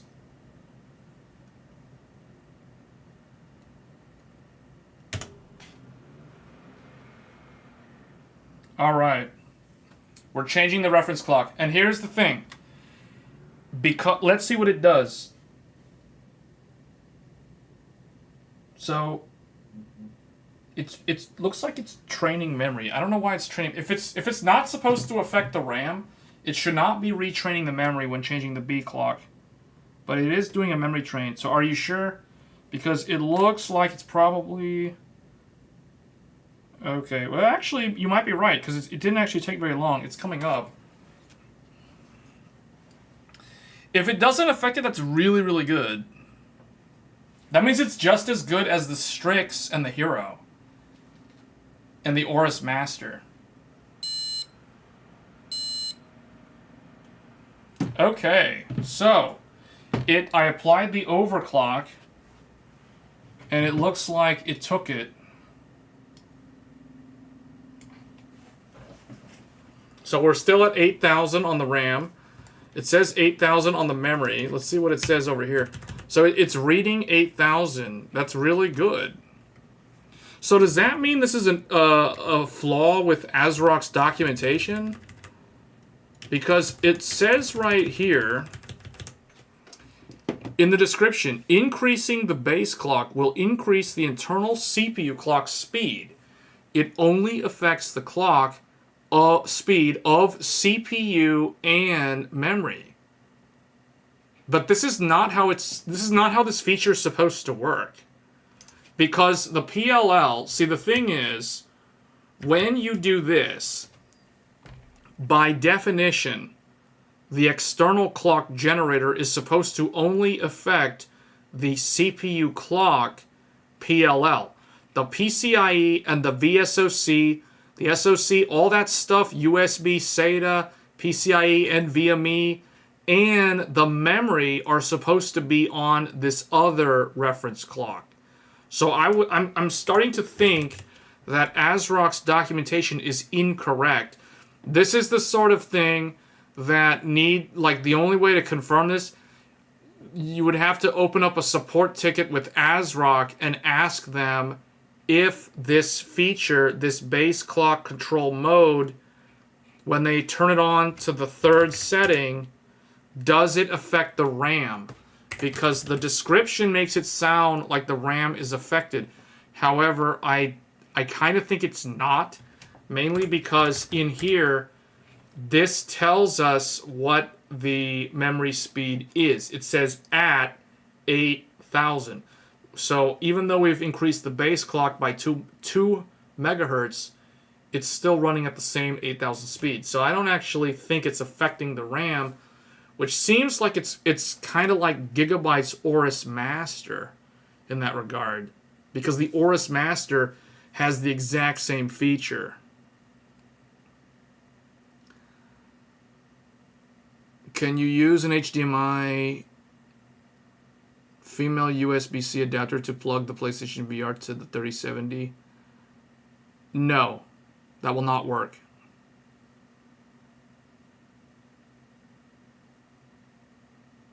No, that won't work. Because it requires DisplayPort functionality.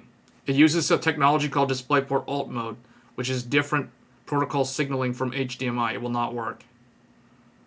The only option is to either buy Sony's adapter, or you have to have a graphics card that has a USB-C on it natively. like the AMD card that I was talking about.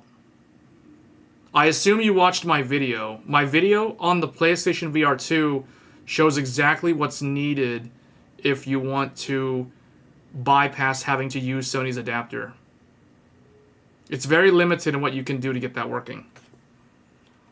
It basically requires either a Radeon 6800 XT, a Radeon 6800, or a 6900 XT, or any of those Radeon cards that have USB-C ports.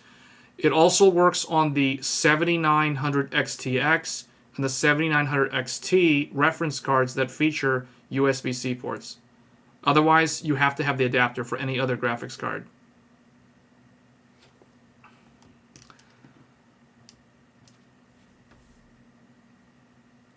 It would be interesting to run that on an IDA test now and see what the RAM really runs at. Yeah, that's something that I will do. I will get an operating system on here. I just have to go and like source the SSDs and stuff because, I mean, if you guys watched the previous live stream, I did not have an NVMe for that computer. I had to go and pull one from an old system and do a bunch of upgrades and Windows updates and finally got it working. So that's going to be the same thing with this. So this is basically just going to sit around for a few days as is until I can get around to doing that. So we have content on the channel coming up soon on this Taichi. So it is weird. I did not intend to do the live stream before I did the unboxing. So I've already filmed the unboxing and overview of the Taichi. So that will be on the channel probably on Monday or something. And maybe tomorrow, but probably Monday. And then for those of you that are also curious, I will be doing a unboxing on the MAG X870 Tomahawk Wi-Fi from MSI, as well as a live stream build just like this, just like we're doing here. We're going to do the exact same thing, but instead of the Taichi, we're going to be taking a look at the Tomahawk, because the Tomahawk, this motherboard is basically the S-tier king of value for the X870 family. Like, not X870E, where the Nova was the king of the X870E family, the Tomahawk from MSI is actually the best in slot for the standard X870. So we're going to be looking at MSI in another live stream in the future. Yes, the X870 tier list will come. But, I mean, if you're watching this live stream, it's kind of a spoiler alert. Tomahawk's going to win. Tomahawk's going to win. I've looked at all of them. Tomahawk is basically the best one. And we'll explain why in the video. But, I mean, all you got to do, go look at the... If you guys watch Tech Thursdays, episode 79, we went through all of the motherboards, including the Tomahawk. And it was during that live stream that it occurred to me that the Tomahawk is basically the winner when it comes to X870. So we're going to be doing a live stream build with this motherboard.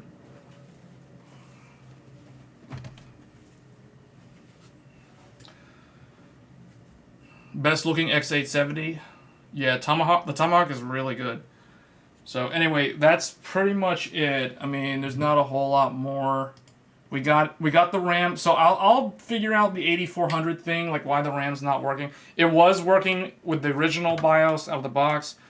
We updated the BIOS, and I think what happened was the newest BIOS flashed an EC firmware update, which is like a subset update embedded within the BIOS file. So unfortunately, I cannot revert that. So even though we downgrade the BIOS, we probably still have a newer EC firmware chip version. So I probably just need to update the BIOS to the latest one and then go from there and try to figure out like how to get the 8400 working and like what is the actual settings to get it working. It's going to involve a whole bunch of trial and error with proct ODT and the impedance values. Basically the same thing that I did to get like 128 gigs of RAM or 192 gigs of RAM to run at 6000. I'm going to have to do the exact same thing for this 8400 thing, which is going to be a real pain to figure out. But anyway, that's what I'll work on in the next couple of weeks or so. Yeah, so wait, what was the question? Now that you've said that, watch the Tomahawk go out of stock. Oh no. Well, I don't think Tomahawk's gonna go out of stock because it seems like that's a more mainstream price point. So it should have a lot more quantities available compared to the Nova, because MSI, first of all, it's single chipset, guys. The Nova like super good value, and you got to remember the Nova is a dual chipset motherboard, whereas the Tomahawk is a single chipset motherboard. So, which means the Tomahawk has less components to manufacture it, so it should be cheaper to manufacture. Hence, there will be higher quantities and more volume, more stock available. So, Nova is back in stock at Micro Center. Yeah, I know. Yeah, it's definitely back at Micro Center. I mean, if you guys live near a Micro Center, you'll be able to get the Nova because they're getting them in now. Tomahawk is like, there's tons of Tomahawk. Micro Centers have like 50 plus Tomahawks in stock. So I don't know what Newegg stock is or Amazon stock looks like for Tomahawk, but yeah, Tomahawk is there's a lot of them. I wouldn't be too worried about that one. Yeah, RK got the... Actually, shout out to RK. I said this at the beginning of the stream, but I know there's a lot of people that joined since then. So this live stream for the Taichi and the Tomahawk, these motherboards were basically loaned to me by RK Benchmarker in the chat right now. So shout out to RK. Without him providing these two motherboards and this kit of RAM that I'm using, this 8400 kit of RAM was also provided by RK. So without RK, I would not have been able to do this live stream or the upcoming Tomahawk live stream, nor would I be able to look at the 8400 memory kit. So a huge thanks to providing this stuff. Otherwise, none of these videos would be possible. So, yeah. So if you're new to the channel, you like what we do here in terms of like deep dive look at memory architecture, memory overclocking, CPU architecture, building a PC, regardless of what the use case is, whether it's gaming, whether it's live streaming or productivity, production workstation, video rendering, content creation, all that stuff. We basically look at building PCs for all those different use cases. So if you like this content, definitely get subscribed to the channel. I do weekly live streams every Thursday evenings, North America time. So if you don't know like when I go live, definitely hit the notification bell. Otherwise, you can look forward to me doing a weekly live stream every Thursday, at least every Thursday. I don't always live stream on the weekend like this. This is kind of like a ad hoc, like off the wall. I just decided to do this just because it's like I got all this hardware in, so might as well like make content about it and talk about it with the viewers. So otherwise, check out Tech Thursdays. We do a lot of stuff like block diagram, drawing in Paint. I think Paint at this point, people who've been watching my channel for a while now, everybody looks forward to what they call Paint time. Like Paint time, basically I use Windows Paint and like we do like whiteboard sessions and draw things like memory or motherboard block diagrams and talk about RAM overclocking and stuff like that. So if you like this sort of content, definitely subscribe to the channel. It does help. I don't have the YouTube gods or anything. You could tell the subscriber number is really low. We've been doing this now for about 2 years. So and, the channel's still small after 2 years. So definitely subscribe. It does help me out.